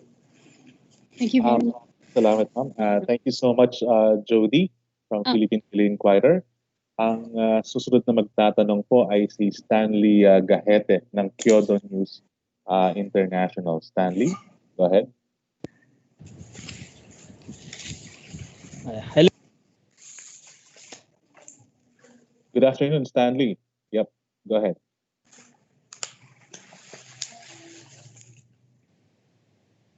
Nakamute ka ata, Stanley. Paki-unmute mo na lang. Ayun. Yeah, we can hear you. Go ahead. Hello. Yan. Okay. So, dun sa first issue po muna tayo. I just want to ask po for the reaction ng DepEd po if we want to adapt yung pinopropose ng ACT on the implementation of pass or fail na evaluation for students this school year in case. And will it be helpful for in case if we will try this kind of assessment in the basic education even after pandemic, for example? Thank you so much. I may comment immediately. Yeah. Go ahead, Pa. Sorry, I'm misbehaving. I'm supposed to shut up. I told myself. But this is a very crucial issue for an institution which is engaged in an academic function. When the first announcement about the national pandemic was declared as early, was it March? Dinebate na ito because one of the leading mayors already suggested pass or fail na. And this debate still continues. Now, insofar as DepEd is concerned, pass or fail, we are aware sa learning management systems, even in the private schools, may mga strategies na na-develop which enables the teacher and the institution to assess the student, the performance of the student. It's not as if we are totally, absolutely bereft of ways by which we can assess the performance of teachers. We did it at the close of this academic school year. We issued a series of circulars giving instructions on how to assess in the absence kasi walang final exams yung sa senior high school. And as I said, private schools have been doing these methods sa learning management systems nila. And our own curriculum group nandito, sorry dads, inunahan kita, pero very, this is a topic which, as an academician, which I like and enjoy very much, this matter of pass or fail. What will be the impact, for example, on the high-performing students and schools? During the PISA examination, we were all excoriating and screaming at the top of our voices, why are we at the bottom of the barrel? And we kept on ignoring the fact that we have 20 schools all over the country whose PISA scores are higher than even the scores of the rich countries, the OECD, the donor countries, higher than as a group, the average, for example. Pasay City Science High School. For example, Region 6. For example, Baguio. You have 20 schools which are very high performing. And so what would be the effect on this, the drive and the push for excellence on this? And what will be the effect overall? So isipin natin yan because even as we want to make everything comfortable, safe, and loving, and great for our learners and for our teachers, we also want them to achieve the learning objectives which we have set for ourselves, especially the expectations of better performance, not only for national assessments, but international assessments at all. Maybe we should focus on these 20 schools and ask ourselves, ito yung sinasabi ko, what is in Pasig, what is in Baguio, what is in Iloilo, what is in Negros, what is in Bicol, for example, na very high ang scores nila, mas mataas pa kaysa OECD.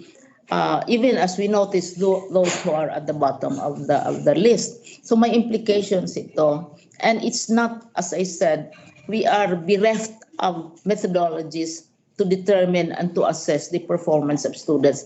Pero Dads, inunahan na kita, ikaw na. Carry on.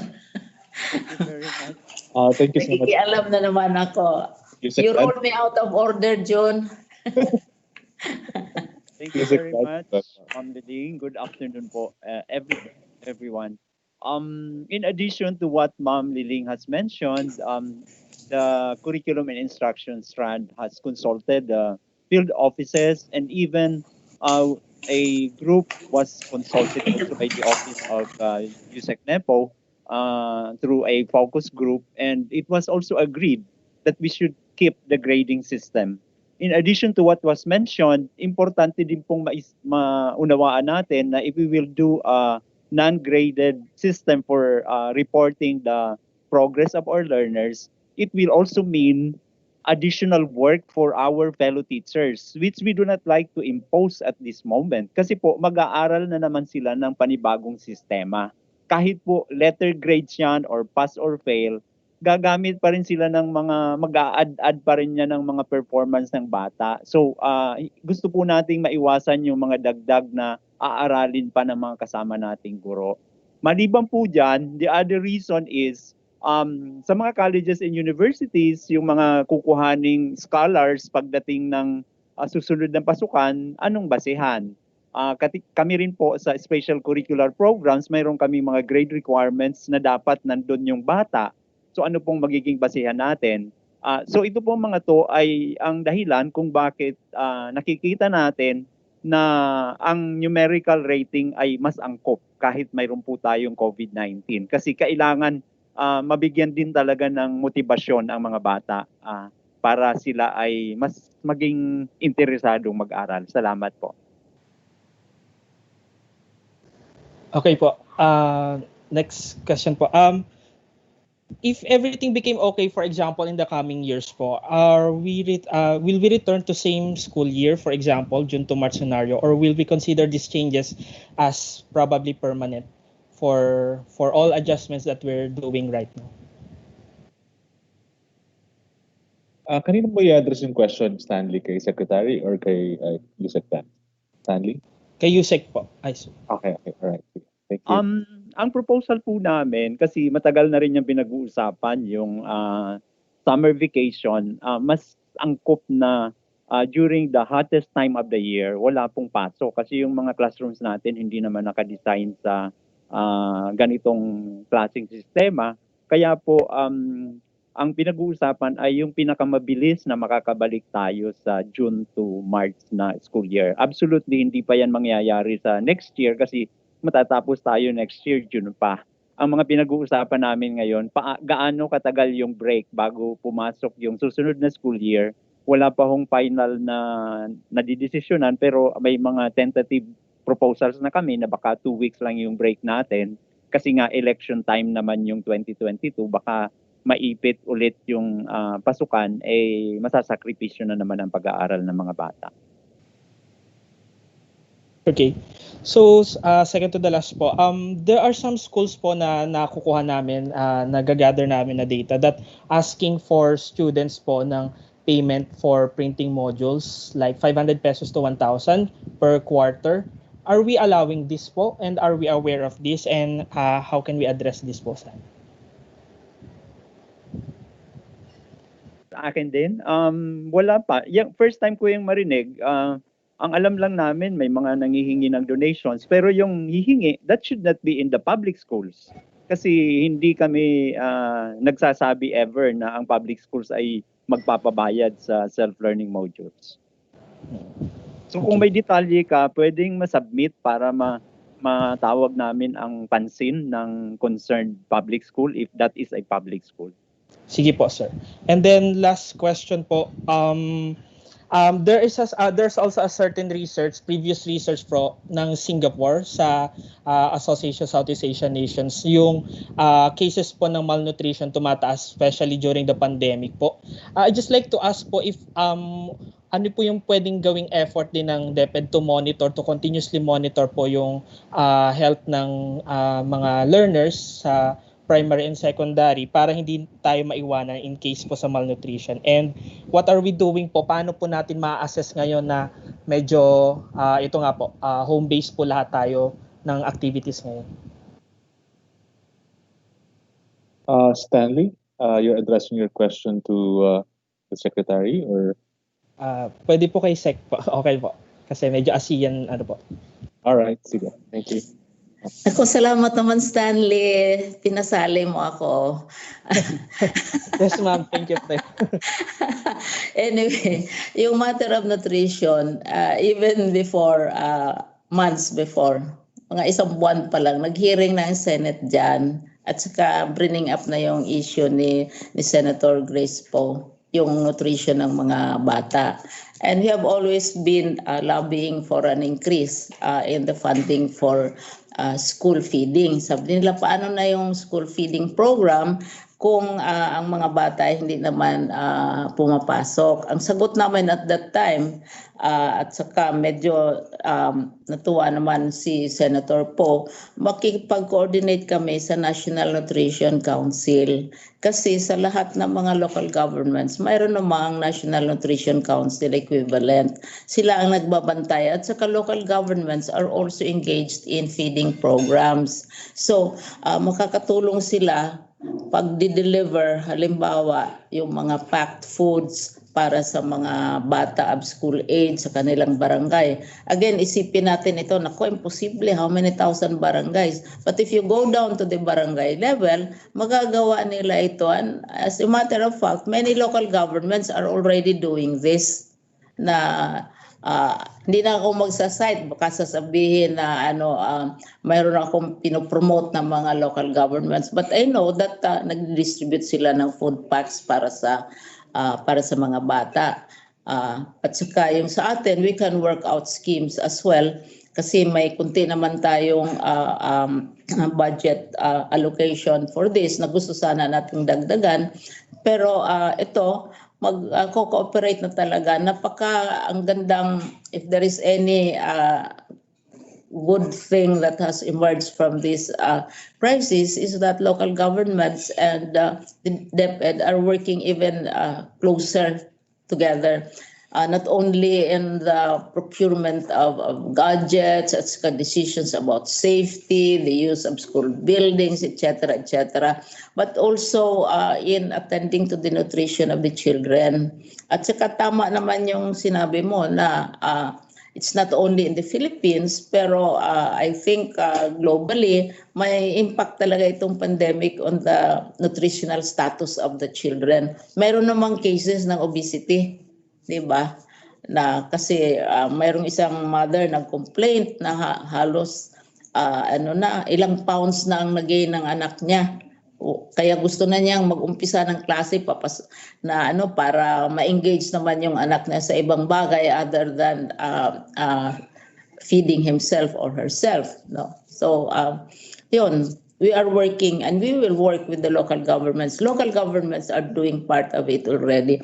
And we will work also with the National Nutrition Council, which has its equivalents in the local governments. Bantayan namin kasi we are, of course, interested in keeping our children healthy. One reason why we want education to continue is also to assure the safety and the nutritional status of our learners. Thank you. Thank you po, Sec. Salamat. Thank you so much, Stanley. That's Stanley from Kyoto News Agency. Ang susunod na magtatanong ay si Joel Francisco ng RMN Iloilo. Joel, go ahead. Yes, kay Director, kay Secretary Briones, sir. So isa sa mga concern ng Iloilo City ngayon is that yung ginagamit nila ng mga quarantine facilities ay yung mga classrooms. And some of the principals are telling our LGU to vacate the classroom. Meron bang ganong instruction ng DepEd National sa local?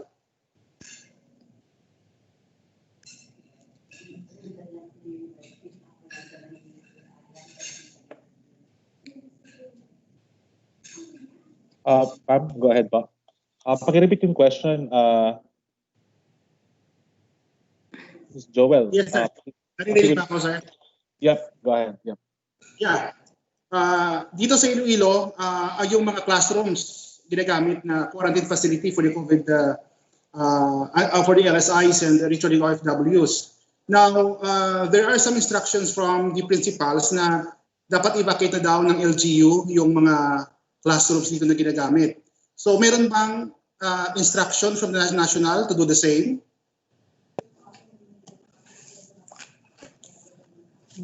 Ma'am. Kanina yan. Ang usapan namin, alam naman natin mayroong batas.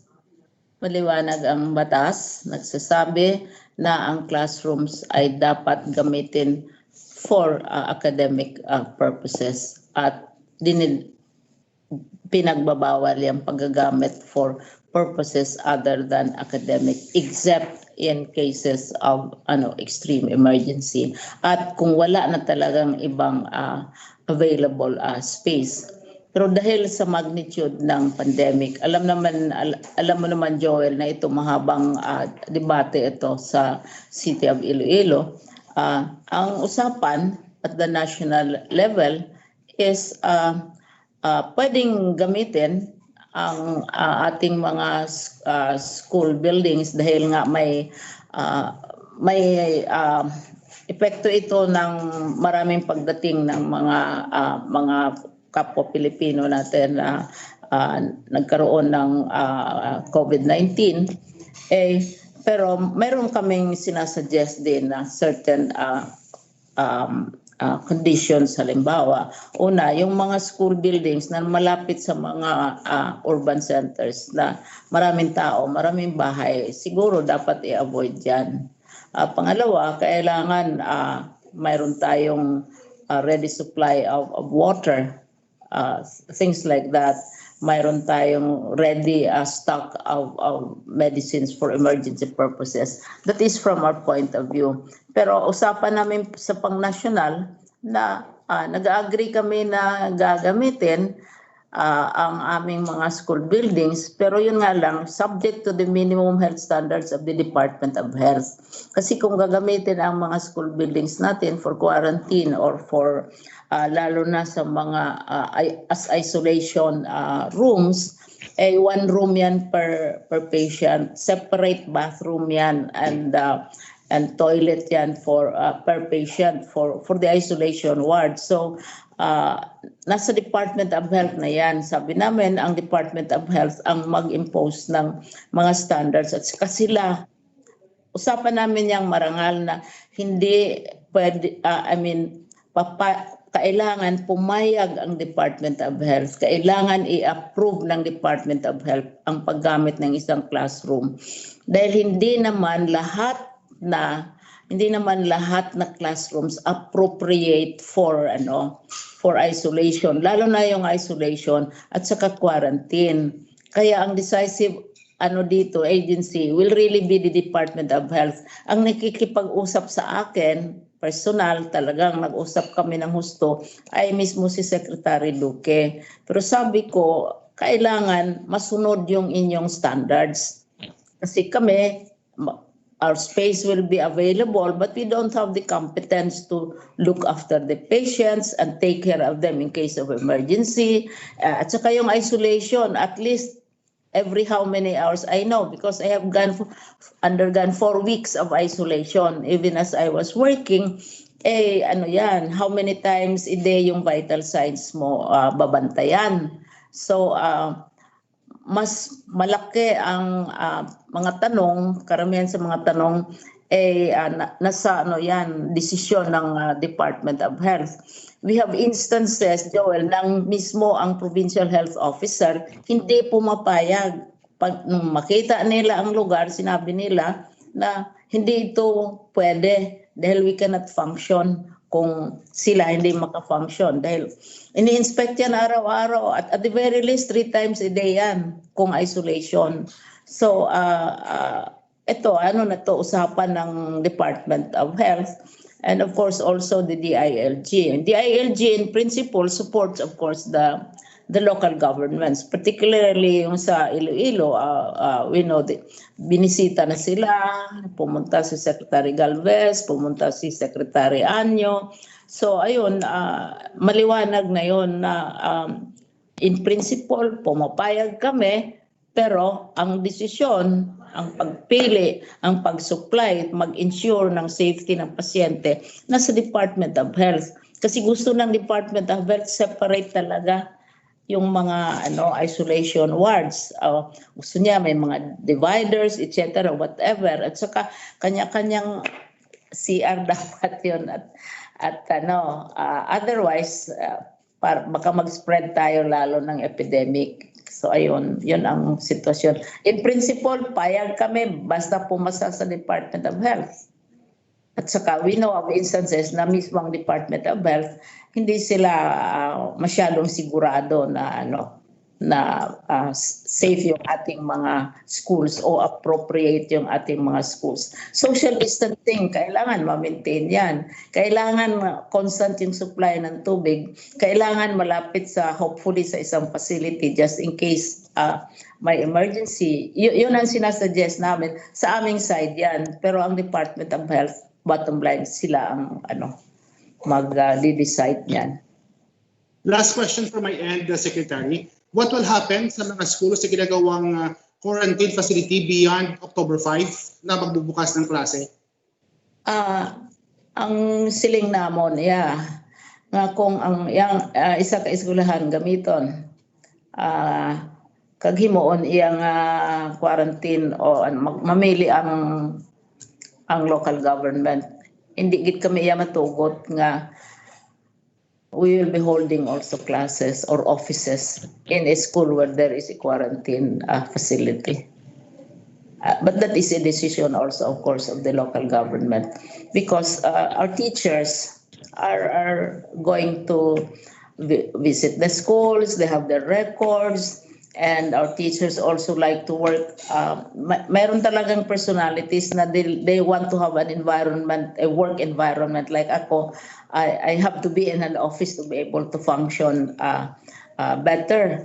So mayroong ganong situation. Our teachers will be visiting the school. So pag isang eskwelahan o isang building gagamitin ay talagang the school itself will be isolated and cannot be made available for any other purpose.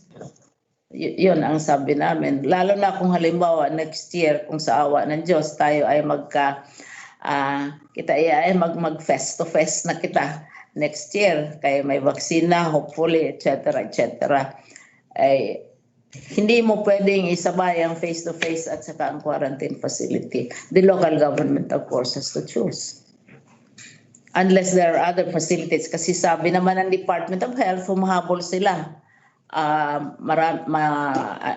believe in Iloilo, and I have been to Iloilo several times because alam mo, I don't know if you were the one who interviewed me about the state of Iloilo. I'm very concerned, interested in Iloilo because Region 6 is a very high-performing region sa academics. Sa PISA, very high-performing na sila sa mathematics, sa science, and even in culture. And you know that yourself.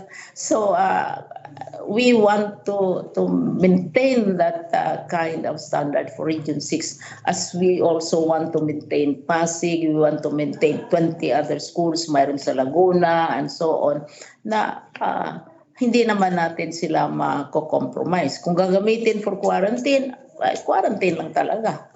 Oo, hindi na natin gagalawin at i-expose ang ating mga bata. Siguro mahaba ang ako niyang answer, pero gakaintindihay man kami yan ni Mayor, kabalo man siya sa ako niyang posisyon. Ang bottom line ko is to maintain the high standard of Region 6. Or whatever happens, no, because Region 6 is second to Pasig. And if you have a region which defeats other countries richer or more better equipped, then That is the first thing that you have in mind. So on this debate of pass or fail, probably for the 20 high-performing students, that might not be advisable. 20 high-performing schools, because they're really very high. They're really doing very, very well. Tapos sabihin niyo, bahala na kayo and relax na kayo. Then we are not serving education and our learners. Regards na lang yan kay Mayor. Abot Secretary. Maraming salamat. Madamo gid salamat. Madamo gid nga salamat. Thank you so much, ma'am, and maraming salamat, Joel Francisco ng RMN Iloilo. Ang next na tanong, ma'am, ay si Ken Cabaldera ng Bicol Idol Radio Station. Ken, go ahead. Hello, good afternoon, Secretary. Yes, good afternoon. Okay, Secretary, siguro po ididiretso ko na po sa inyo yung katanungan mula po dito sa aming rehiyon, sa Bicol. Secretary, with this ito po dahil po dito sa mga nangyayari sa atin, mga delay po sa pagsisimula ng klase, hindi pa po ito magiging batayan ng Department of Education para po sundan yung ipinatupad na pagpapasimula ng klase ng mga private schools. Dito po kasi sa Bicol region may mga private schools na and mga state universities na nagsimula po yung klase August na. Hindi pa po ba ito maging batayan ng DepEd para po yung pagsisimula talaga ng mga klase sa mga public school ay gawin na rin pong August? Secretary? Ang desisyon ng mga private schools, maaga pa, as early as April, May, June, nag-decide na sila. Kaya may mga schools as early as June, private schools, na nag-umpisa na. May mga schools tayo na bahagi ng state universities and colleges, mga schools which are set by local universities and colleges. And Commission on Higher Education has come out with a statement that they are not covered by the law, which says that classes should begin in the last month, the last day of August, etc., etc. Now, bakit hindi kami susunod sa private school? Dahil nagsabi ng presidente na October 5 mag-umpisa. Pero yung nakakasana, nandyan na, palagay ko hindi naman tama na sabihin mo, tumigil kayo dyan, maghintay kayo hanggang October 5. Dahil nakaumpisa na sila, nakakasana sila. At ang importante lang na kondisyon, walang face-to-face. Kailangan lahat online para masunod natin ang payo ng presidente at desisyon ng presidente. Kasi may bago kasi tayong batas na ipinasa ng Kongreso at saka ng Senado na nagsasabi na ang president ang mag-decide ng opening ng classes. Kaya when the Office of the Executive Secretary announced the decision of the president, nagkaroon kami ng joint pahabol sa Office ng Executive Secretary at saka sa amin na sinabi namin na yung nakaumpisa na hindi sila pipigilan kasi nandiyan na Oo. Pero that does not mean na kami sa public sector susunod din kami kasi very clear naman ang decision ng president. At somewhere magkakahabulan din dahil palagi namang nag-uusap ang private schools at saka ang public schools. Okay. We try to be as fair and as open as we can. Ang bottom line natin dito, in everything that DepEd does, the bottom line is the learner. Ayaw nating maiwan ang learner. Dahil tayo sa buong Southeast Asia will be the last to open. Secretary, to the other countries, yes. Okay. Secretary, what I mean po is yung magiging batayan na itong pandemya, itong nangyayaring delay ng pagbubukas mo ng classes, maging taon-taon na po, maging August yung pagsisimula ng mga school opening po para sa mga public schools. Hindi natin yan masabi dahil halimbawa yung panahon natin ng eleksyon ay May by 2020. Next year, yun ang concern namin. By next year, ang academic school year ngayon, naabot ng June, di ba? Opo. Bilang natin to obey also the law about the minimum number of days for school for our children. So maabutan tayo ng may election frenzy na by next year. Hindi na tayo magiging flavor of the month kasi busy na lahat na tao sa election. Ngayon, flavor of the month ang education, but we believe that by next year iba na yung iniisip ng ating mga citizens. And if we do that as a regular, I think may wisdom naman ang ating founding fathers and mothers kung bakit ganitong mga dates ang pinili nila. Masabi lang natin na as of this time, yun ang sabi ng Presidente, October 5. But sabi nga niya, kung makakita tayo ng ways na makokontrol natin, marireduce natin ang COVID, then perhaps in his wisdom, he will make the appropriate adjustments. Because I also pointed out na next year, medyo may kakompetensya na sa magiging flavor of the month ang education. That will be the elections. It will shape many policy options and decisions. Diba? Okay. All right. Thank you so much, Ken. Ken is from Bicol Idol Radio Station, ma'am. Susunod na magtatanong ay si Lita Kadalig po ng Baguio, Midland, Korea. Lita? Go ahead. Lita Kadalig? Manang Lita ng Baguio, Midland. Go ahead pa.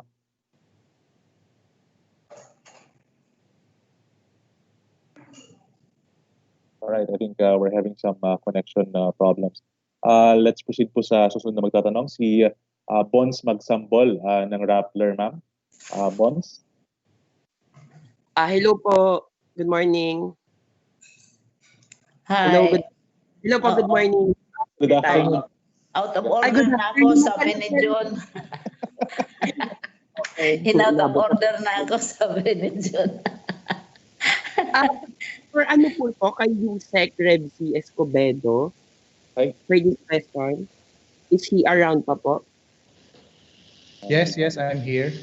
Apo. Ayun sir, nabanggit niyo po kanina dun sa presentation nyo na 4 out of 214 SEOs are lagging behind printing of the self-learning module. Sir, can you give us why or the reason bakit po sila naiiwan sa pag-print? Yung yung apat na yon ay una, yung challenges dun sa printing of distribution, yung printing of our modules, yung kakulangan of course dun sa budget and funding. And of course, yung iba may dinaranas na yung lack of supply of the materials, yung papel na gagamitin kasi may mga lugar na nagkakaubusan ng papel o mahirap yung supply ng papel. So yung dalawang bagay na yon ang nakaka-apekto dun sa mabilis na printing of self-learning modules. Okay. So sir, just to clarify, in total, the Philippines has 214 SDOs. Tama po ba? 221? 214, sir? 221. 221. Okay. Okay, sir. So ayun sir, so ano po yung ginagawa na steps ng Department of Education to address these two issues that you mentioned on the lack of budget as well as the limited supply of bond papers? Yeah, oo. Gaya ng ginawa ng ibang mga schools division offices and regional offices, patuloy yung pagsasagawa nila ng yung sa brigada eskwela na ini-engage yung mga private sector na tumulong sa pangangailangan ng ating mga schools for the learning continuity plan. And second, ang aming procurement office ay nakikipag-ugnayan na rin sa National Printing Office and isa pang government printing office para matulungan yung aming mga division offices. And tumutulong yung central office din sa pamumuno ni ASEC Salvador Malana kung paano mapabilis, for example, itatap yung ibang mga yung NPO saan pwede talaga kumuha ng supply ng papel, and of course tinutulungan din sila sa issues ng procurement. Okay po, sir. Thank you po, sir. Okay, for my next question naman po kay Yusik Ann. Yes, I'm here. Hello po, Yusik Ann. Ayun. Hi. Apo, Yusik Ann, we talked about po over the weekend yung a total of 65 billion na needed the supplemental budget for the implementation of the BELCP. Ayun po, I just want to clarify lang po, have we identified the funding source for this po? If I may share lang po yung slides para mas malinaw din, if you will allow me, Director June. Yes, para kasi baka may iba pa rin questions yung ating mga kasama. Okay. Can we share the... Kasi very important yung question ni Bones, and I think paulit-ulit din na tinatanong ng iba, and we have about 9.5 audience now, and marami sa ating mga kapamilya sa DepEd ang nagtatanong din about the budget. Sige, ito po yon. Sige, go ahead. Yung financial situation or the status, I will always say that we have the ideal scenario and the conservative scenario. Ideal scenario is that everything is there and we do not have any problem. Lahat, lang resources, hindi lang financial. Pati yung capacity at saka yung time. Capacity of the human resource and the time for us to produce all the things that we need for an ideal blended learning. The other one is a conservative scenario. Ibig sabihin, may mga factors na limited talaga. Unang-una, ang financial. Pangalawa, yung time to do it.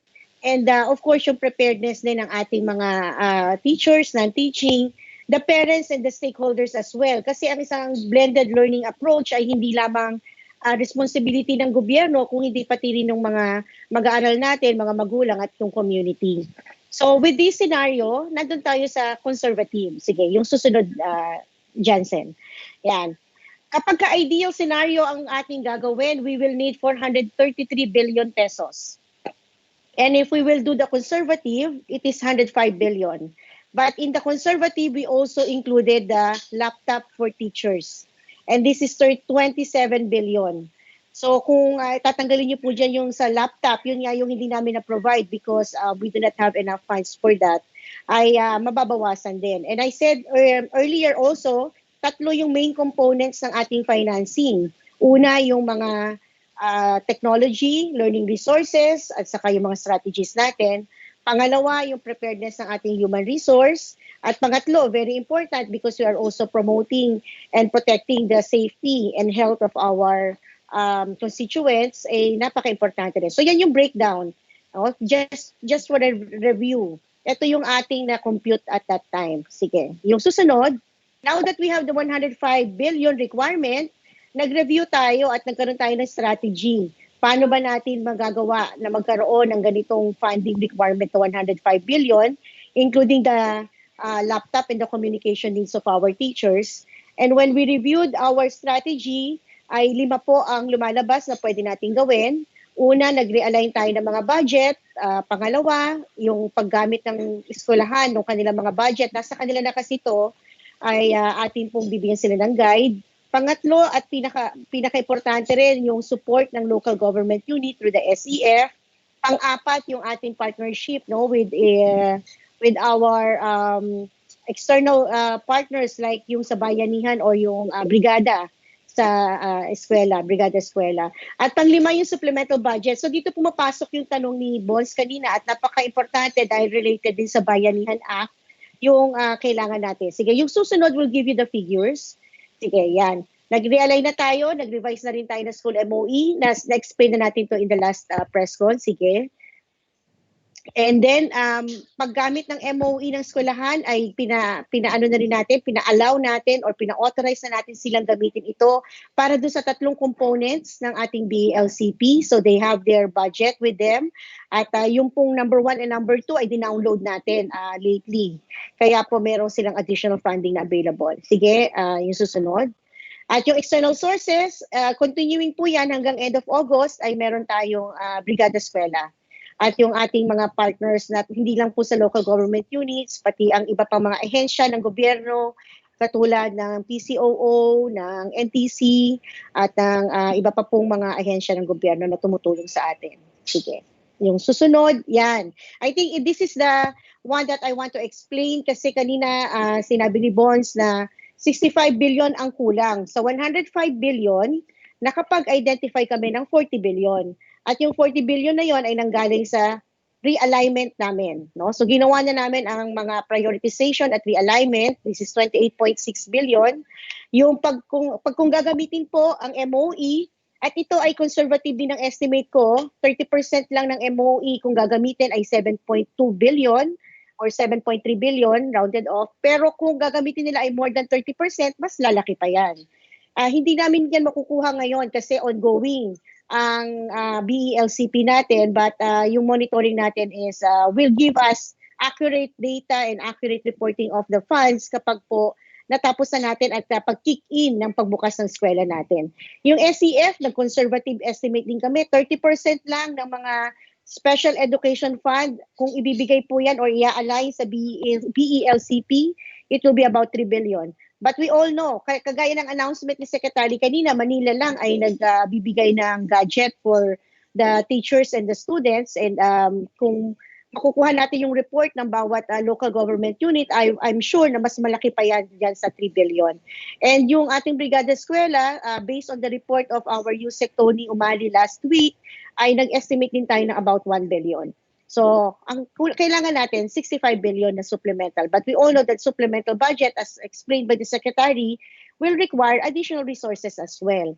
Kaya po, nag-calibrate na tayo. Yung susunod na slide will tell us na nagbigay na tayo ng 9 billion sa ating mga regions, divisions at eskwelahan. So madadagdagan po yung kanilang mga pondo at yun po yung gagamitin nila para sa printing ng kanilang mga self-learning modules. At kung kasama na rin po dyan yung delivery at saka retrieval ng ating mga modules. At may mga pondo po tayo ngayon na nandito pa sa central office. Makikita nyo dyan, yung 500 million will be for the minimum health standard. Yung pong in-explain ni Director Ronnie kanina, ay mag-i-issue kami ng additional funds to our schools in preparation for the school opening para po magawa yung mga preliminary and yung protection and prevention measures natin. So yun po yung pondo nakalagay dyan. At yung susunod, Jansen, ay nag-issue na rin ng mga modification or ayan, yan po yung use ng ating dinownload na funds. Department Order number 18 at dapat po alam ng ating mga teachers, lalo na kasi yung tanong bakit walang pondo, ay may pondo. At yan po yung paggagamitan, siguro parating sa kanila at saka yung pong pagbigay ng communication ay hindi pa po nakakarating sa mga kinakaukulan, pero meron po tayong ginawa na department order at yung mga pondo para sa lahat ng mga supplies at iba pang mga learning modalities ay magagawa na po nila yan. Yung susunod, ito po, sabi natin may 65 billion na supplemental at hindi nga natin to nakuha at hindi rin siya makakamit within the year. So kailangan po nating magawa ng mga adjustments. At yung mga adjustments na yan ay na-issue na rin through policy covers. Importante itong mga department memo, department orders kasi yan po yung guide nila para po magkaroon ng iba tayong adjustment na magagawa pa. Yung mga textbook po natin gagamitin at iba pang mga locally developed learning resources gagamitin po natin. Makikipag-partner tayo sa mga local government units, NTC, PCOO at prioritize po natin kung ano talaga yung kailangan para po pagkasya natin at maayos natin to using our financial strategy. Sige, Jansen. Wala na yata. So yung 65 billion bonds is actually now being considered in our 2021 funding proposal. Kasi po, I think the DBM will submit the 2021 budget to Congress at syempre isa-slide na po natin yung mga kailangan natin ngayon will be appropriated next year. At ito po pinapakita natin dito yung proposal namin versus doon sa NEP or National Expenditure Program na isasubmit ng DBM sa Congress. So we are in the next phase of the budget process. kasi makukulang na rin yung time dahil September na by the next days at yung validity ng budget din natin ay magiging limited. So tayo po ay gumagalaw sa 2020 budget and the 2021 budget. Sige po ma'am, natinig ko si Ma'am Liling. Maraming salamat. Gusto ko lang mag-clarify ulit ng konsepto ng supplemental budget. Kasi ang supplemental budget, ano yan, ang konsepto ng supplemental budget, pangkabuuan yan para sa buong bansa. Yun ang sinasabi ko na mayroong constitutional requirements yan. Kung halimbawa, ang budget natin ngayon for the school for the fiscal year 2020 ay dagdagan natin yan dahil mayroon na tayong budget na naipasa last year pa for 2020. Yon, mangangailangan ng supplemental budget. Itong supplemental budget na sinasabi natin dito sa DepEd, yung budget na pangdagdag sa DepEd budget. Kasi kitang-kita na yung budget na binigay sa atin for 2020, kukulangin talaga. This is for DepEd. Ako, I am not aware yet kung mayroong desisyon o mayroong proposal na may pangkalahatang supplemental budget. Kailangan liwanagin yan dahil baka mag-i-expect tayo na mag-pass ng supplemental budget, dagdagan ang budget, national budget for this year, dagdagan, kasi mayroon yang napakahabang proseso yan at saka kailangan may certification yan. Itong ating hinihingi na pandagdag sana sa ating sariling budget ay ating hinihingi, pinopropose natin sa DBM. Tapos ang sabi ng DBM, talagang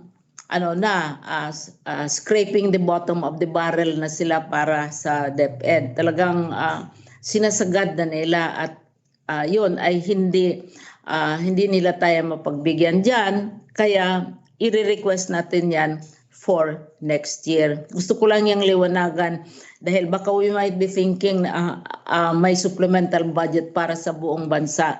I'm not aware unless by decision ang executive side na i-consider ng ating Kongreso dahil komplikadong proseso yan at na-discuss din namin yan with the DBM Secretary. So I hope and you don't mind the clarification. Yes, of course ma'am. Very, very clear po. Thank you po. Okay. Yusek, and just one maraming salamat, Bons. Or may question ka pa? Go ahead. Follow up lang po. So, with regards po dun sa sinabi ni Secretary Briones na yung 65 billion na supplementary budget na pinropose sa DBM is parang hindi nila kayang maibigay ngayon and then sa susunod na fiscal year na siya, do we have enough budget po ba to continue to start this school year given na we still have a lot of may mga modules pa rin na hindi napiprint until now? Yeah, Bonds, doon sa slide na pinakita ko, we made the adjustments. We made the adjustments in terms of the requirements. Sabi nga natin, from the ideal, we went to the conservative and now we're going to the adjusted modality. So meron naman pong paraan. So kahit hindi tayo mabibigyan ng 65 billion na additional funding, ay matutuloy po natin to kasi mismong ang curriculum and instruction has issued the policy cover and the guidelines para po hindi nga maging isang hindrance ito sa pagpapatuloy natin. Lagi pong ganun kasi, meron tayong gustong gawin ideally, pero kapag may mga factors na dumarating, kailangan talaga mag-a-adjust tayo. And we have calibrated this, meaning may assessment naman kami, and in our assessment, it is still doable. It is just that hindi nga po yung pinakamaganda na paraan. For example, yung sinasabi natin na yung ready kaagad dahil meron tayong time to do it and that the resources are also financially supported. But there is a way, and I have shown you the adjustments that we have made, both the curriculum, also in setting up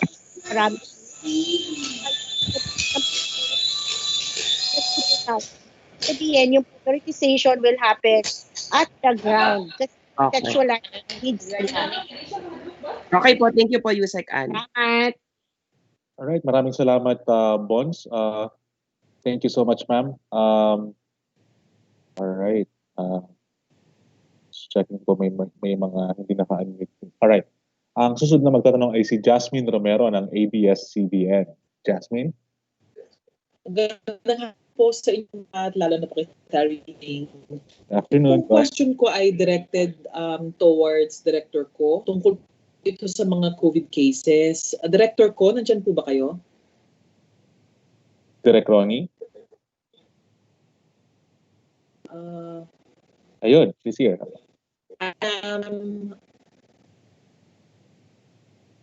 Hello, ma'am. Yes, good morning. Good afternoon. Good afternoon.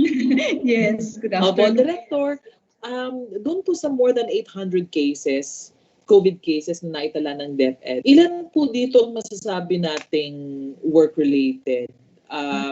Meron na po tayong mga na-trace kung sino po dito ang nakakuha dahil nag-distribute ng module o pumasok ng eskwelahan. Ano na rin po yung mangyayari sa mga teachers na positive? Sila rin po ba ay papapasukin or talaga antayin yung time na pagkakumari na sila po ay nasabi ng COVID negative, sila po ba ay papabayaan pa rin mag-field or work from home na talaga? Sige. Siguro yung sa una kasi tingin ko ito nga yung yung bumabagabag sa mga tao. Yung datos natin kasi kanina as of today, okay? Pero yung as of yesterday na 797 kasi 800 plus yung kanina, no? Kasi ito ang basis ng analysis namin. But we'll give you a sense, okay? Yung 22 August namin, no, na 797 ang total cases pa lang. Ang 254 na doon ay sinasabi na sa tracing natin ay nanggagaling actually sa contact with relatives yan sa loob ng bahay mismo, pamilya and relatives.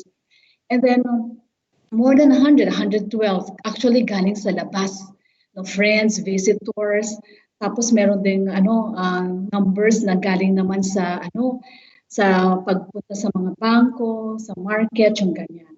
Ang lumalabas actually sa kabuuan ng 797, if I were to base yung sa analysis namin na data lang kahapon, ay actually meron ng 14 all over na to sa buong Pilipinas, excluding lang ng central office natin, na actually nakuha siya sa workplace. Okay? So, 6 yung teaching, 8 yung non-teaching. So, ganun. So, para makita nyo lang yung perspective. Director, pwede po paulit lang. Opo. Hindi po siya, Director, sorry po, Director, naging choppy lang po yung part na sinabi niyo po yung figures. Ilan po ulit yung sinasabi niyong na nakuha sa trabaho?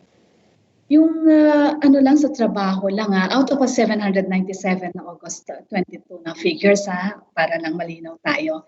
Okay? 14 lang actually. So buong Pilipinas na to. 6 yung teaching, 8 yung non-teaching. Merong portion na merong portion din sa analysis na ginawa ng aming mga kasamahan sa School Health Division na meron kasi mga hindi ma-trace, hindi alam kung saan nakuha yung exposure. Nonetheless, titignan mo yung kabuuan ng numbers, actually nanggagaling yan sa pamilya, sa mga relatives na confirm din. Okay? Yung iba ay marami din, no? Ang nanggaling sa sa mga friends, mga visitors, at saka yung sa labas talaga ng bahay. Hindi po siya primarily sa workplace. So kailangan po maging klaro lang ito, no? Para malagay natin sa perspective, tamang perspective yung ating numbers. And of course, yun sa mga tanong mo na unless sa guidelines naman, basta ikaw ay naka-quarantine period at hindi ka naman pwedeng pumasok pag under quarantine at lahat, di ba? Kung ikaw ay cleared na at lahat, you can. Hindi naman yun pinagbabawal na ikaw ay pwedeng pumasok. But if you are not, wala namang if you are not comfortable with it, na gusto mong mag-work from home at lahat, may mga arrangements naman. Kung immunocompromised, hindi nga natin pinapapasok at lahat yung mga immunocompromised, no? So, yun ang ating ano dito. Yun ang ating ano naman sa mga protocols natin. Okay? June, hindi po. ako Meron po akong second makaresist. question. Ayan si Ma'am. June, hindi ako Yeah, makaresist. sige ma'am, go ahead po. Yung experience ko, di ba, I was diagnosed as COVID positive. Immediately, nag-contact tracing kami. Sa yun lang may direct contact sa akin, more than 30. Plus the immediate members of my family, my husband, my son, health person, 4 sila. Nag-isolation sila lahat. And ako naglanding ako sa Batangas, yung karamihan doon sa Marikina, very kind ang mayor, inalaw niya na gamitin namin ang NEA facilities natin. Tapos in-isolate sila. Alam mo siguro that's 35 to 40 people kasi drivers, lahat-lahat talagang very thorough. More than 40 people, not a single one of them was positive. So ang ibig sabihin, hindi ko yan nakuha sa DepEd. Although palagi akong nasa DepEd. So na-trace namin yan sa ibang lugar. Kasi may kasabay naman ako at that time na parehang lugar ang pinuntahan namin. Not a single one of them. Halos 45 to 50 people na in-isolate, ginastosan, pinakain, hinaw, separate rooms yan, separate bedrooms. Kailangan may TV, kailangan may ICT facilities and so on and so forth. Ginawa namin yan, not a single one of them nagiging positive. So hindi yon galing sa DepEd. Maski na nakikidil ako, ang kadil ko lang palagi, pinaka face to face ko ay karamihan ay taga DepEd. Except for another office, and you can guess what office it is na pinuntahan ko just at the time that I was diagnosed. Na-realize namin yan dahil mayroong nakasabay sa akin. So doon, makikita natin na also we have to bear in mind that there are over 1,000 employees in the central office alone. At right now, we have one confirmed case. Isang challenge kasi ito, Yasmin, Yasmin ang tawag ko, very Arab. Isang challenge ito sa not only to DepEd but to all agencies of government, itong contact tracing. Kasi kung hindi complete ang information na binibigay, hindi mo matitrace. Mayroong walang phone number, walang address, etc. etc. At kung minsan, kung early stages, napakalaki ng chances ng recovery. I personally know because I'm also keeping an eye on particular regions na kung nag-positive sila, nakuha sa boarding house. Merong isa nakuha sa kanyang boyfriend. Kasi tumawid siya sa isang syudad na napakataas ng COVID. Galing siya sa isang probinsya na walang COVID. Pag uwi niya, di pasalubong niya sa kanyang bayan ay yung COVID. Yung ganong mga, there are cases like that. I'm not saying na we are not, that is their fault because hindi naman sila aware ng ganon. Gusto ko lang ibigay ng example because what is the subject of the intense interest is DepEd to blame for your how many people out of your nearly 900,000 teachers is to blame for the 16 people. Sa contact tracing, ang hirap mag-ano ng information. Sa akin, madali lang kasi exactly nati-trace namin. 45 people, not a single one, lahat talaga negative. In-isolate sila. Ako din, in-isolate ako. 4 weeks akong isolation. So, na-track namin kung your information is complete. But unfortunately, hindi naman lahat nagbibigay ng complete information. It turns out na may pinuntahang lugar, bangko, markets, visitors, yung mga ganon. Mayroong isang region kasama sa boarding house. Pero iba naman, hindi naman DepEd yung kasamahan sa boarding house. Yung ganon. So this is very challenging work, not only for DepEd but for all agencies and perhaps for the entire community of COVID. And of course, we appreciate the intense interest and curiosity about DepEd, but it's also interesting to look at what is also happening sa kabuuan para makuha natin yung picture na yan. Contact tracing ngayon talagang very, very challenging right now. So example lang yon na if we want to do it, we can do it. Many other regions are also doing it. Sa regional level, matitrace nila, matatrack nila sa mga schools. And that is what is coming out of your 800 recorded since since February ito, no? Oo. Thank you for the intense and detailed interest in DepEd. Second question po, this is on a different topic altogether. Pagdating po sa admissions ngayon ng mga schools, ano na po yung new normal, especially sa private schools? If ever they're adapting to a new normal way of admissions, ano po ang inyong advice? I think, Jasmine, that's directed to Director Ko or Yusek Dad? Yusek Dads. Kahit kanino po. Yusek Dads, go ahead pa.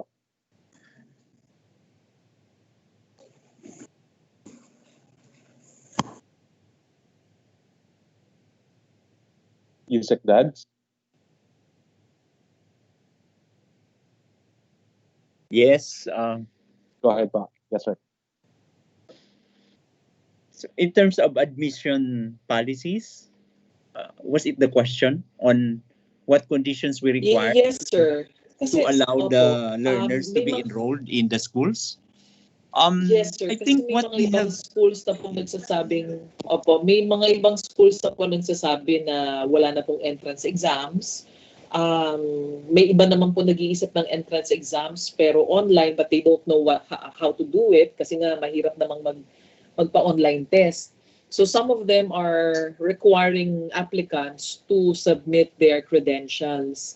Now, ano po yung general, kasi kayo po ay nasa DepEd na po, ano po yung general perspective dito ng ng DepEd? Ano na po yung nagiging practice ngayon? At meron po ba kayong mga advice, especially for those in private schools? Kasi sila po yung talagang nag-acquire na po ng mga bagong admission policies. Kami sa DepEd generally walang exams except for the special programs. So walang nabago sa policies namin. With the private schools, parang ang ano namin is sila rin ang gumagawa ng polisiya nila. So essentially autonomous din sila.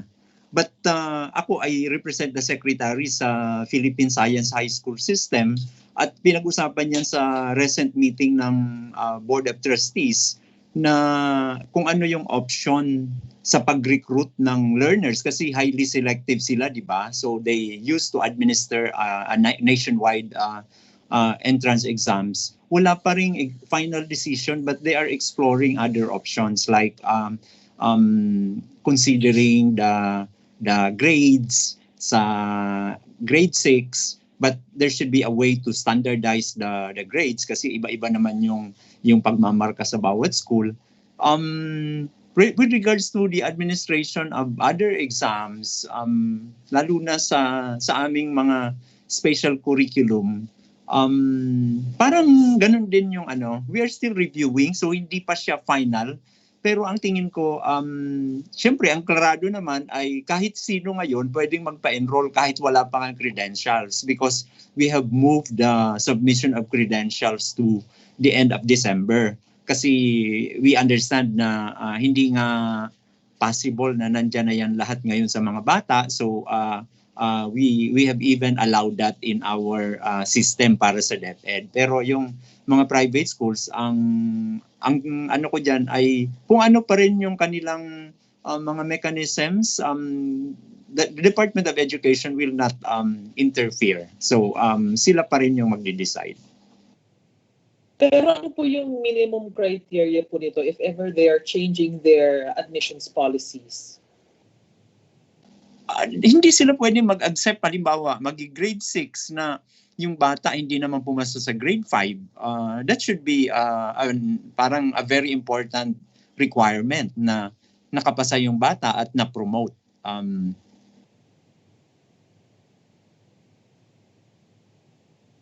Sir? Yes. All right. Thank you so much, Jasmine. Maraming salamat, Yusek Dads. Ang susunod na magtatanong po ay si Ina Hernando ng Manila Bulletin. Ina? Hello, good afternoon. This is for ASEC GH and Director ko regarding the MHESS for the ALS learners. Ano po yung setup right now?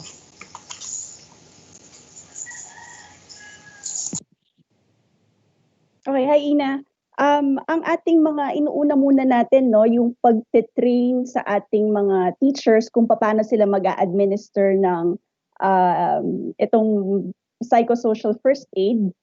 And then after that, pag okay na yung mga materials din at na-determine na rin namin kung sino-sino yung mga talagang papasok, i-administer po ito sa ating mga learners just to ensure, no, na kumbaga alam naman natin na in a pandemic, we're coming from a pandemic at kailangan ng socio-emotional support ng ating mga learners, especially for us, lalo na take for example, sinabi ni Ma'am Liling kanina na medyo mababa pa rin yung enrollment compared to the last 2 years where we were reaching almost 800,000, but now we are still at 358,000, and it is explained by number one, no, marami tayong mga learners, karamihan sa mga learners natin ay nagtatrabaho na.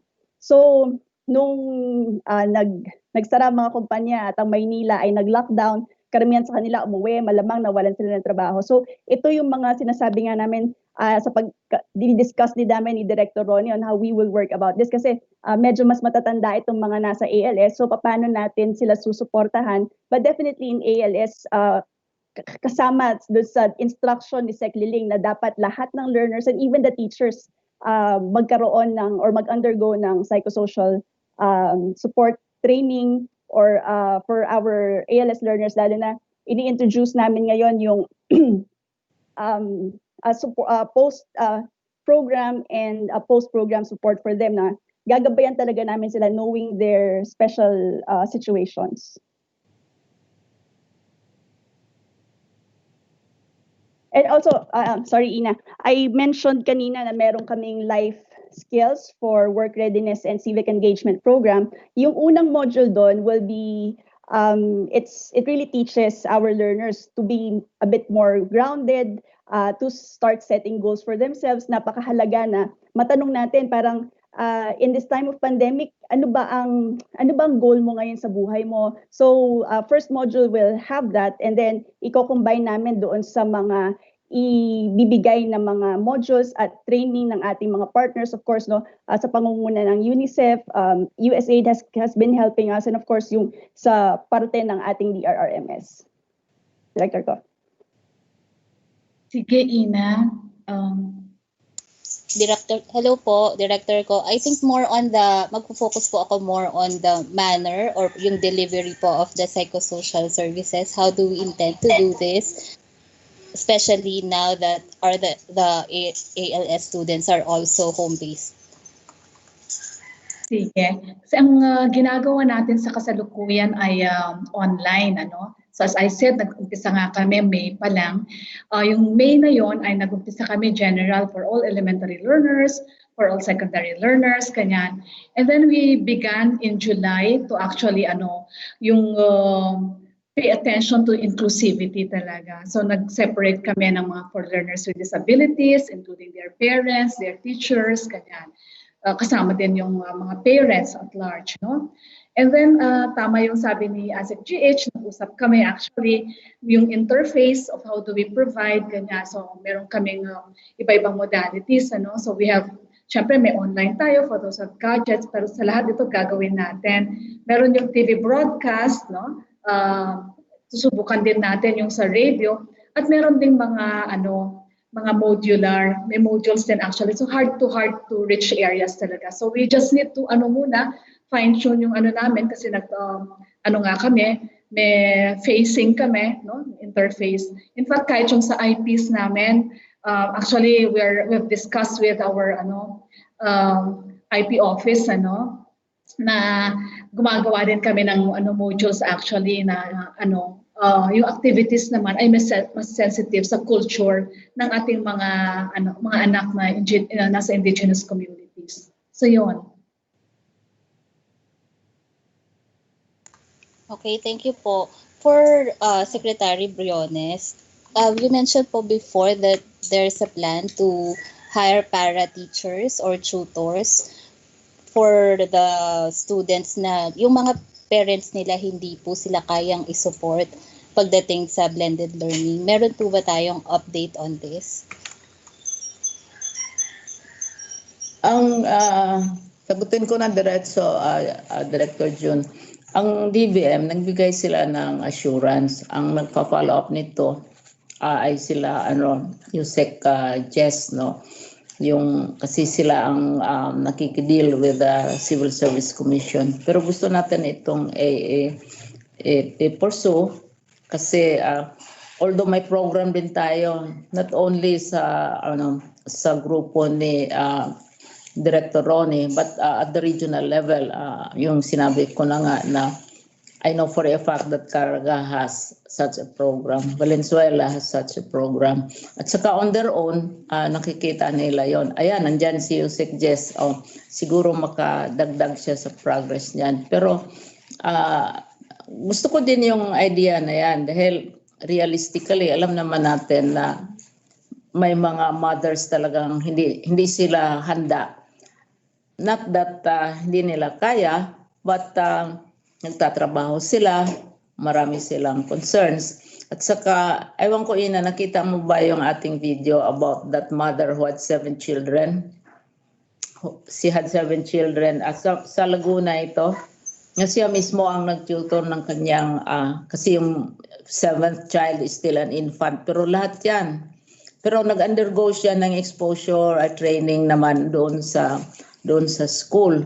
Kasi iba't ibang oras naman yung mga programs at saka kitang-kita that it can work kung may interest ang isang nanay. Pero kung ang nanay ay nagtatrabaho, nangingisda o nag-farm kasi ginagawa yan ng mga nanay also, kailangan nandyan naman yung ate, nandyan yung halimbawa yung yaya or whoever, kamag-anak, usually kamag-anak yan iniiwan yung mga bata minsan. So we are open to that at nandito si Yusek Jess na pwede niyang further sa isang sulat nga namin, mayroong talagang nagsulat ng formal sa amin tungkol dyan, ganun ang sagot namin.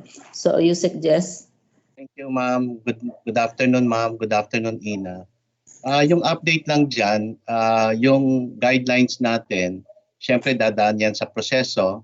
We're now finalizing that kasi we're just gathering the comments of our EXICOM as well as ng Civil Service Commission.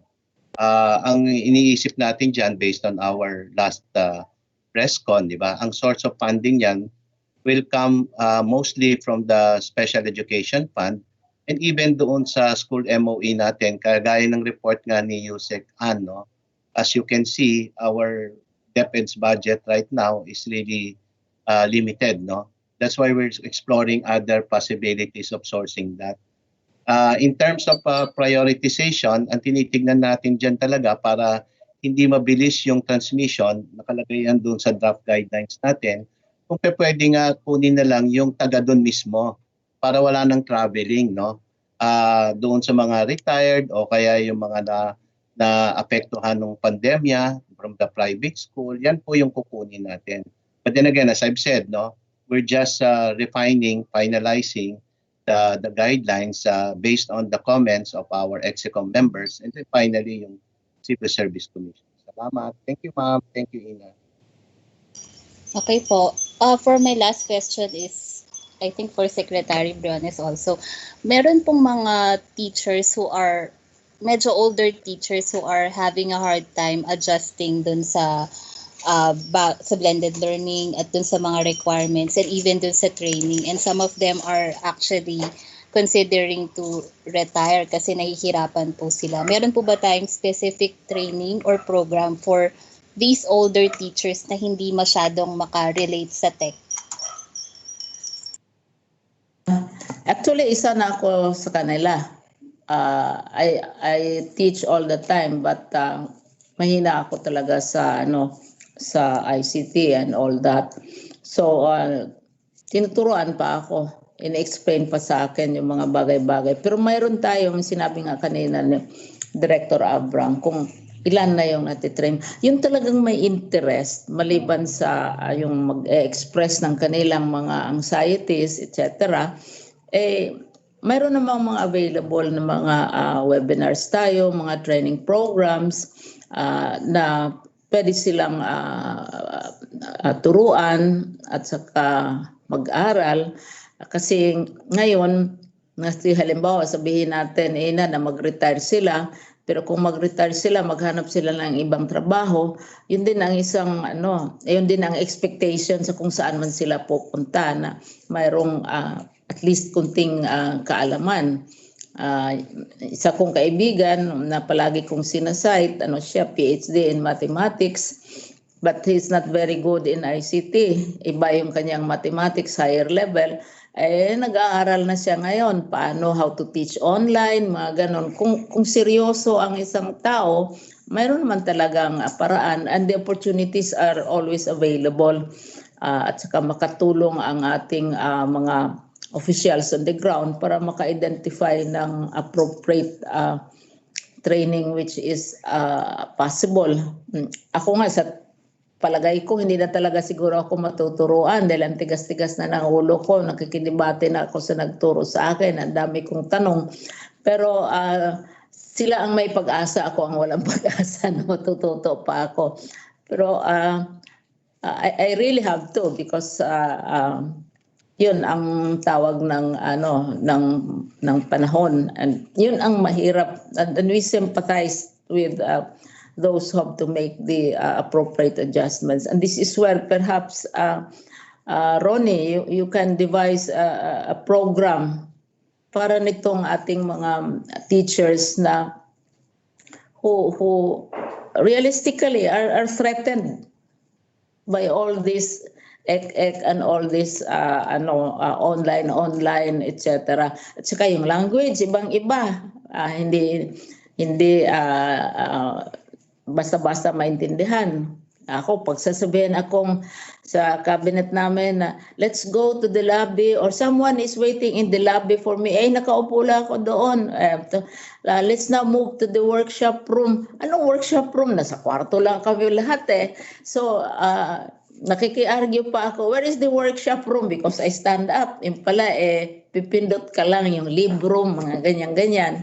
So, siguro sa unti-unti, ang importante, Ronnie, na maano yung maibsan yung anxiety, which put her fingers on yung anxiety of change. Ang mga bata natin threatened by change.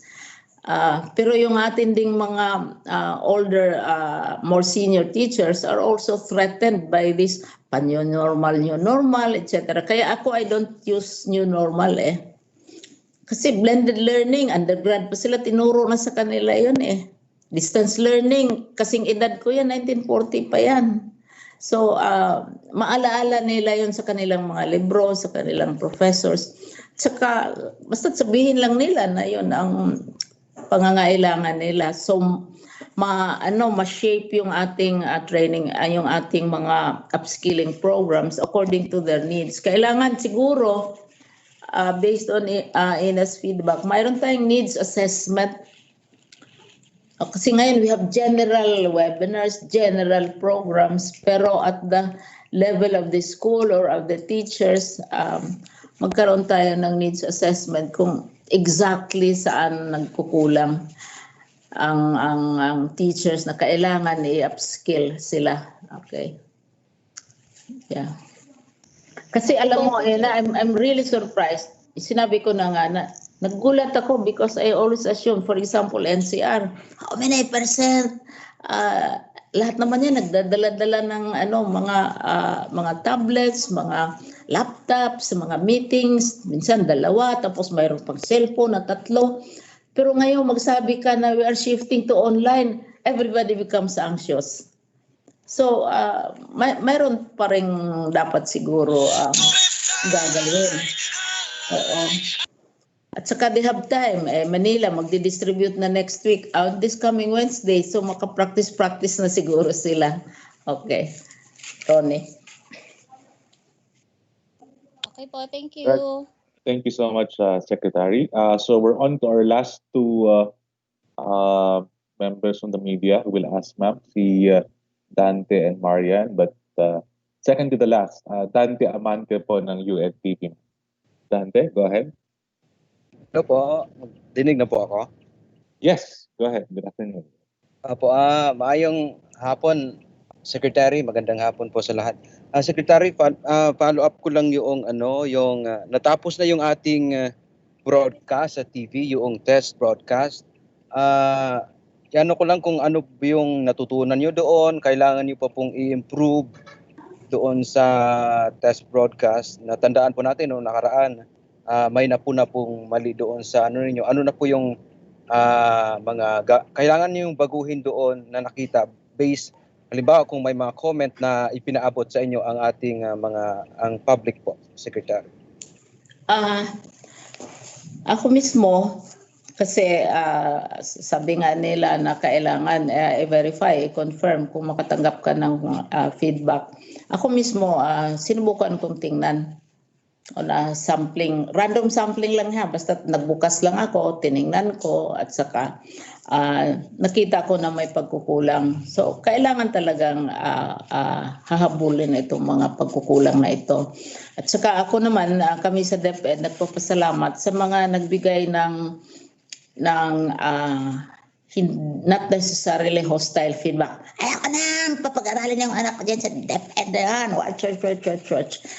Go to age, etc. Hindi kayo marunong mag-English. Marami ding natanggap kaming suggestion na nagbo-volunteer silang tumulong na mag-identify, magtingin, mag-review kung may makikita pang mga pagkukulang para ma-correct ito at saka mahabol. At saka this can be the basis also of further upskilling of our teachers. Ako mismo ang nakikita ko kasi pag sasabihan sa akin, report sa akin, bine-verify ko at saka ako ang pumipili ko anong tinitingnan ko. As I said, random sampling is also very useful. So nako-confirm ko na mayroong may mga pagkukulang na dapat i-correct. At saka as I said, salamat sa mga nagbo-volunteer at saka nagfi-feedback. Hindi naman lahat na galit at nagmumura, nangungutya. Hindi naman ganoon lahat. Mas marami yung nagbo-volunteer na tutulong at we welcome such at ipapasa ko yan sa ating Undersecretary for Curriculum. So may panahon pa naman na maayos itong mga pagkukulang. Yes po, just i-follow up na lang po, Secretary. Yung may mga TV stations na po bang nag-volunteer na mag-i-air ng ating program? Gaya nung may proposal yata sa Congress na approve na rin sa committee level, meron na bang mga list po ng mga TV stations, whether public or private po, na tutulong sa ating para sa ating paggamit po ng TV as a modality ng ating pagtuturo? Napakarami, Dante. Napakarami. From the municipality up to the city, to the province, to the region. Ang dami-daming ano. Kasi pag alam, nakikita nila na kailangan talagang mag-join in dahil this is a national endeavor, itong pagbabago na ito. Ang dami-daming nag-offer ng kanilang programs, nag-offer ng airtime, at nakikipag-usap sila at the local level. At saka yung ibang mas malakihan, gusto nila buong bansa, mayroong iba gusto buong region, etc. Ayan, kailangan i-discuss in detail. Pero at the municipal level, marami ding instances. Kasi nasa batas kasi yan na kailangan ang television, a certain percentage of their airtime has to be dedicated for children. So, presumably, may mga existing programs na sila. Nakakagulat nga na napakadami palang programs na para sa bata at the local level. Akala namin isa o dalawa lang ang gumagawa, yung mga big time ano lang talaga servers. Pero ngayon nakita namin even at the municipal level, they have programs for children. Also at the city and the provincial level. Kasi siguro napansin ninyo maraming municipalities na may sariling radio station, may sariling TV station. At saka may mga schools na ang balak nila mag-set up sila, maski limited lang ang reach. Kasi kung municipality ang sa school, alam nila kung gaano kalawak ang reach nila, na mag-set up na sila ng sarili nilang radio or TV stations. Mayroong isang province na alam ko sa Mindanao na talagang province-wide ang ginagawa nila. So, ang dami-dami, spontaneous, and this is the good thing that is now happening. Hindi lang na magsabi tayo, isang grupo lang ang marunong dyan o dalawang grupo lang ang marunong dyan at saka Tagaluzon lang ang marunong dyan. You go to Mindanao, you go to the north, ang daming marunong pala. And that is a blessing. Daghang salamat, Secretary. Daghang salamat po, Usab. Maraming salamat, Dante, ng UNTV. Thank you so much, ma'am. And ang huling magtatanong, ma'am, ay si Marian Enriquez ng TV5. Hi Marian. po. Good afternoon po, Secretary Ling. Good afternoon po. Hello. Yes po. Director Ko mentioned po earlier that of the 797 COVID-19 cases po recorded as of yesterday, 14 po ang work-related. Maliit man nga po itong numero na to kumpara sa kabuang bilang. Pero ma'am, we still have 14 people who got infected while working. So my question po would be, how are we ensuring the safety of our personnel, yung pagsusort po ng mga modules, even to the distribution po ng ating mga self-learning modules? Are we providing PPEs? Paano po yung ating magiging system? Thank you po. Sige. Lahat naman po yung sa ating required health standards kasi meron po tayo talagang mga requirements sa ating mga workforces pag pumasok. So, kompleto po lahat yun, pati po disinfection ng mga offices on a daily basis. At yung pag-wear ng mask, may mga alcohol, lahat po ng provisions complete naman. So, sinasabi natin na, may mga nangyayari nga na hindi natin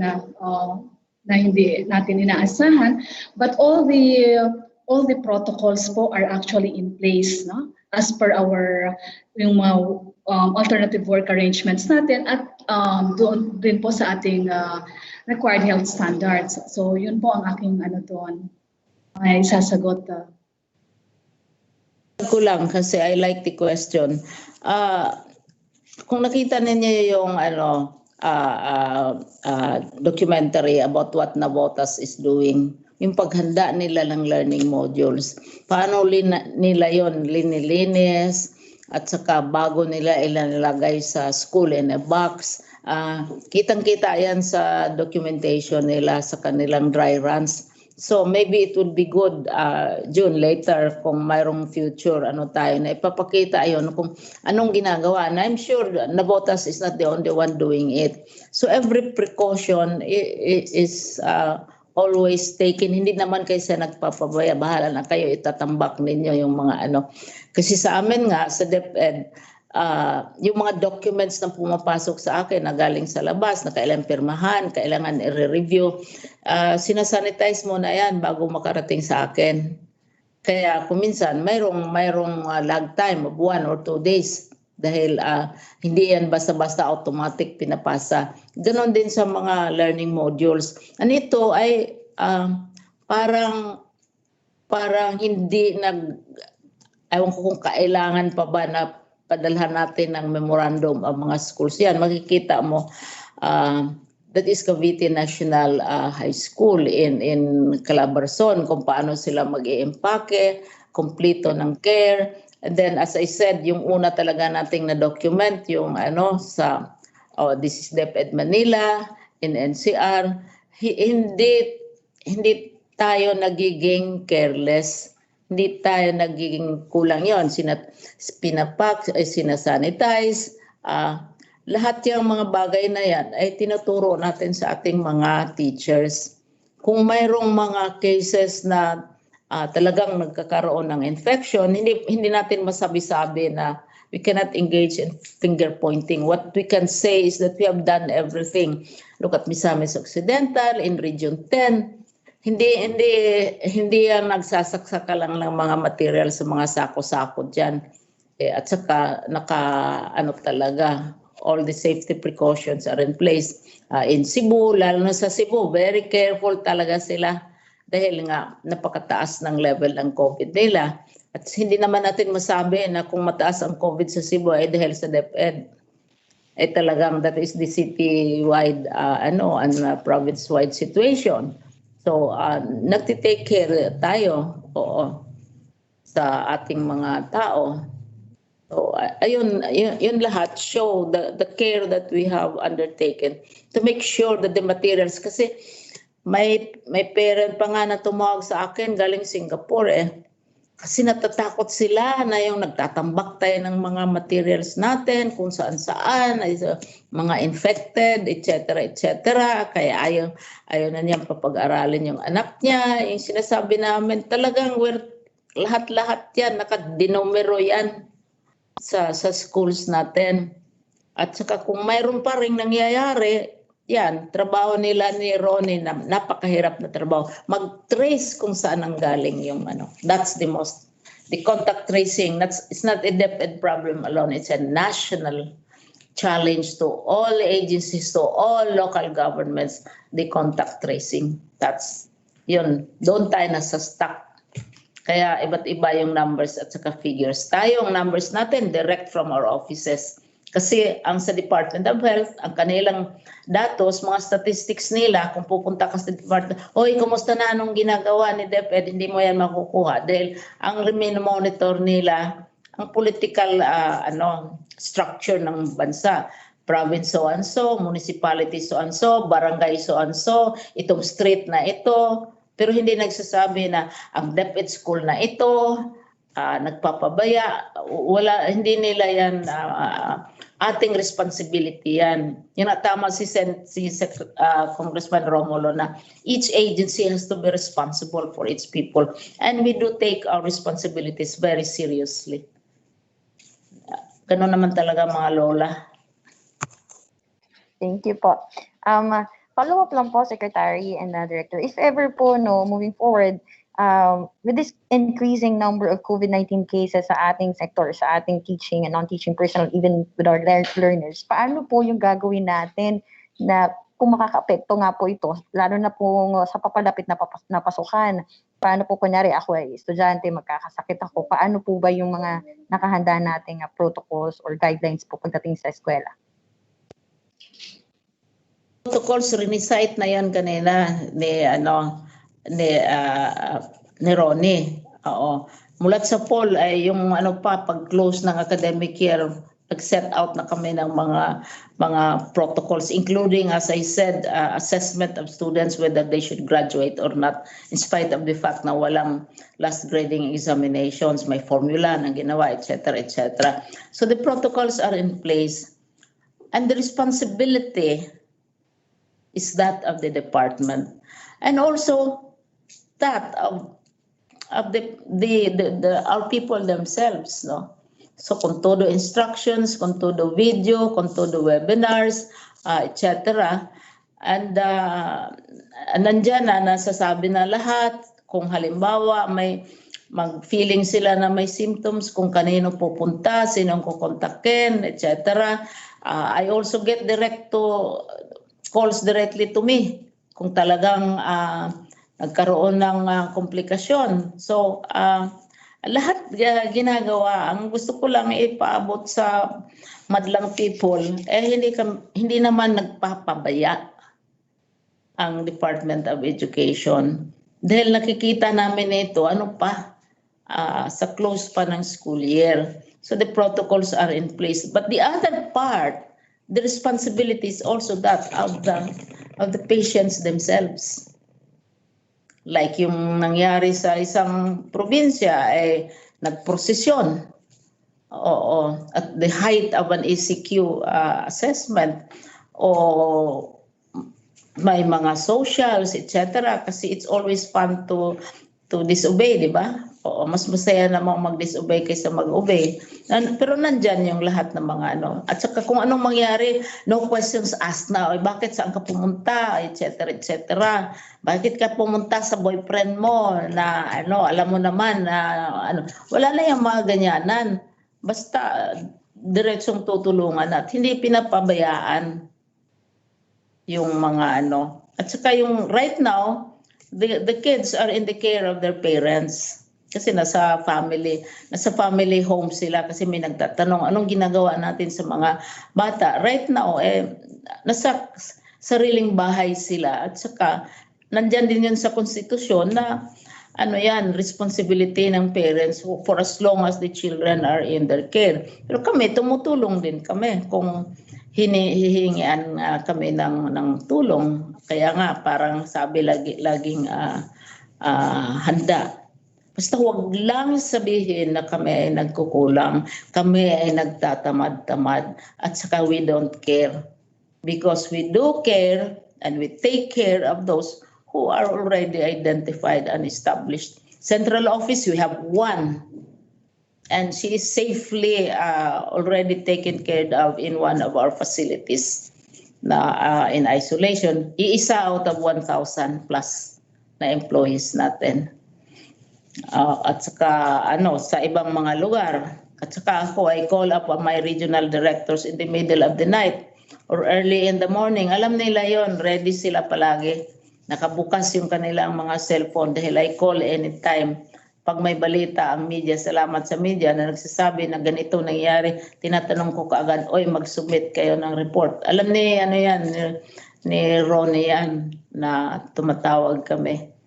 So, mayroon namang good news, mayroon namang magandang ibabalita, mayroon namang pagmamahal, mayroon namang pagkikare, mayroon namang concern. Tsaka, hindi naman lahat nagnanakaw o nag-aabuso. Hindi naman tayo ganyan as Filipinos. Thank you. Thank you po. Last na lang po. Sorry, last na po talaga ito. Mensahe na lang po sa ating mga guro, yung mga teachers groups po who are calling for, provision of needed laptops, gadgets, and 1,500 internet allowance daw po for all teachers and indigent learners. Yun na lang po. Thank you. Gusto ko din sagutin yan. Enjoy ako yung tungkol sa gadgets, magto 2 years na kami nagdi-distribute. Over 1 million gadgets na pinapawisan na si John. Umentra si Secretary. Strong advice ni John na wag akong masyado magsalita. Pero over 1 million gadgets na ang nadi-distribute. Tawa si John. Nadi-distribute natin. At saka color-coded yan. Nakita mo ba yung kulay ng damit ni Ronnie? Oo, color-coded yan para sa primary, ganyan ang kulay ng blue, light blue. Tapos hanggang high school, that is the darkest blue, color-coded. Pagbukas mo but we have cases na nakita na namin na sa shopping mall, naka-advertise na for sale, mga second-hand computers. Pero pagbukas ng buksan mo yan, nagsasabi, this is the property of the Department of Education. Yun din ang gagawin sa mga gadgets na i-distribute ni Yorme. This is from this is from Yorme and this is from the Department of Education. At hindi yan matanggal-tanggal. Kaya you buy at your own risk kung mawala man yan. Dahil minsan sinasabi na ninanakaw. At saka mayroong undertaking ang parents and the child kasi bibigyan ng tablets yung up to the primary grades, di ba? Para makapractice-practice na sila, na mag-commit ang parents na alagaan nila yung tablets na ibigay sa mga learners. Can you imagine, Manila has more than 10,500 teachers. Lahat yan bibigyan ni Yorme at saka ng school board. Kasi joint yan ng school board at saka ni Yorme. Bibigyan sila kasi ang complaint niya, ay luma na yung aming mga laptops, luma na yung aming mga tablets. So ayun ang situation, because we want to encourage them to move towards technology. And also another reason, kanina somebody was asking question about the 65 billion thing. Much of that is for printed modules. Mahal na mahal, di hamak ang pag-print ng modules sa mga pag-procure ng paper, printing, mga procurement process, bidding, etc. Matagal na matagal. Di hamak na cheaper ang pag-produce ng gadgets at saka passionista ka pa. So gusto namin kasi nakakagulat. Ang dami nating nagdala-dala ng mga cellphone, mga kung ano-ano. Pagkatapos tanungin mo anong gusto mo module. So even in NCR, so gusto nating ma-encourage na pagbibigyan na sila ng mga gadgets, they will lean more on the gadgets. Sa malalayang lugar naman, we have isa sa ating mga organization na nag-assist sa atin. Tutulong naman silang magbigay ng radyo. Pero hindi yung ordinaryong radyo na patapon na hindi na natin ginagamit. Kailangan solar, kailangan ganitong size, kailangan waterproof dahil tatawid ka ng dagat o lalangoy ka ng river, etc. So, mayroon din tayong multilateral partner na nag-i-interest sa radyo at sa TV. So, ayun. So, we'll probably run out of excuses to say na hindi pwede. At the bottom, para sa akin, ang pinaka-bottom line natin is the learners. That's what I always say. Yung nga lang single pa si JS kaya hindi ko matanong, no? Yung isang kaibigan ko sabi, postpone naman isang lawmaker. Sabi ko, tanungin mo nga yung apo mo. Gusto ba niyang next year pa siya mag-aral? At sabi niya, and then she admitted that her apo wants schooling. Tapos yung isa naman, tuwan-tuwa siya kasi ngayon naghanda na ng uniform kasi kunwari sa bahay lang siya papasok pero mag-uniform siya, mag-shoes siya para feeling talagang nasa school siya. Ako tuwan-tuwa naman itong isang lolo sa apo niya na mabisi na yung kanilang anak. So yun ang bottom line is our learners, not ourselves, our own ambitions, our agenda. It's really the learners, and right now our learners are way behind, and we have to recognize that, and that's it. We have catching up to do, and all of us have to work together. Nakalusot naman ako kay June. Thank you po. Salamat po. Yan. Thank you so much for the closing statement, ma'am. Wala na. Wala na po magtatanong. Sobrang abuso na, hindi na ako mag-closing. Baka itong ating mga beauties natin at mga poges ang gustong mag-closing. O ikaw ba dyan? Si Direk Ronnie siguro, anong paalala niya sa ating mga siya yung pinakamaagang program yung MPH.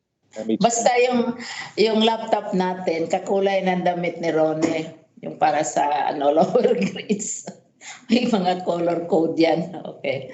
Sige. Direk Ronnie. Salamat po sa lahat ng nakinig sa ating press conference ngayon. Nare-recognize nating lahat yung challenge ng situation at all fronts. Iba-iba po. Buhay individual, buhay sa loob ng pamilya, buhay na may kaugnay sa pag-aaral ng ating mga anak at tayo mismo. But the Secretary has been very clear, time and again, at kahit dito sa ating press con, that she cares. The department cares, challenging nga lang talaga. So, hindi rin lahat ng gusto natin na ideal ay kaya at all at once. Hindi po ba? Pero nakita rin ninyo na ginagawa nating lahat. At recognize din naman na kasama kayo dito, mga teachers, lalo na ang ating mga kawani, ang ating mga magulang. Pero ang lahat ng punto ng ito ay sinasabi rin na para sa ating mga anak, para sa ating mga mag-aaral. At ito yung ating di ba? Ito yung ating common pinagtatagpo tayo dito sa pananaw na ito. Kaya naman lahat ay bubunuin natin, kakayanin natin, magtutulungan tayo at maging din tayo sa isa't isa. Di ba? Dahil ito napakahirap talaga, let us be realistic, hindi po ito sinasautak dinaraanan natin lahat yung epekto nito. May nagsabi nga sa akin na kaibigan in a retreat na pare, sabi niya, kung hindi ka nakakaranas ng epekto nitong COVID, wala ka dito sa planetang ito. Diba? So whether it's parents, it's teachers, it's students, even us po, administrators, officials at lahat, dumaraan po dito. So may common experience tayo May common experience tayo ng challenge, ng anxiety, ng fear, lahat po yan common sa ating lahat. Kaya naman, may common din nagbabind sa atin ng pagtingin sa ating vision. Diba? Ito, tinutulak tayo ng ating vision. And of course, in the end, may common rin tayo, pinagsasamahan, and that's compassion towards one another. Because ang future ay binubuo natin pare-pareho. Sama-sama tayo. Ika nga ng Presidente, ng ating Secretary, we heal as one. Diba? Kaya kailangan natin handang isip, handa bukas. Maraming salamat po sa inyo lahat. Very well said, Direct Ronnie. Maraming salamat po sa ating magaling na director ng DRMS. And of course, maraming salamat sa ating kalihim, Secretary Leonor Magtolis-Briones. Maraming salamat, ma'am. Maraming salamat din sa ating mga kasamahan sa national and local media, sa ating mga TV and radio channels na nag-live stream ng ating press conference ngayong araw na ito, sa ating mga magulang, mga stakeholders, mga kapwa-kawani ng kagawaran ng edukasyon, at ang ating mga mag-aaral who are at the center of our policies and priorities. So abangan po natin ang susunod na Handang Isip Handa Bukas sa weekly updates, tuloy-tuloy hanggang sa pagbubukas ng ating klase. Ako po si June Arvin Godoy ng DepEd Public Affairs. Handang Isip Handa Bukas. Magandang hapon po.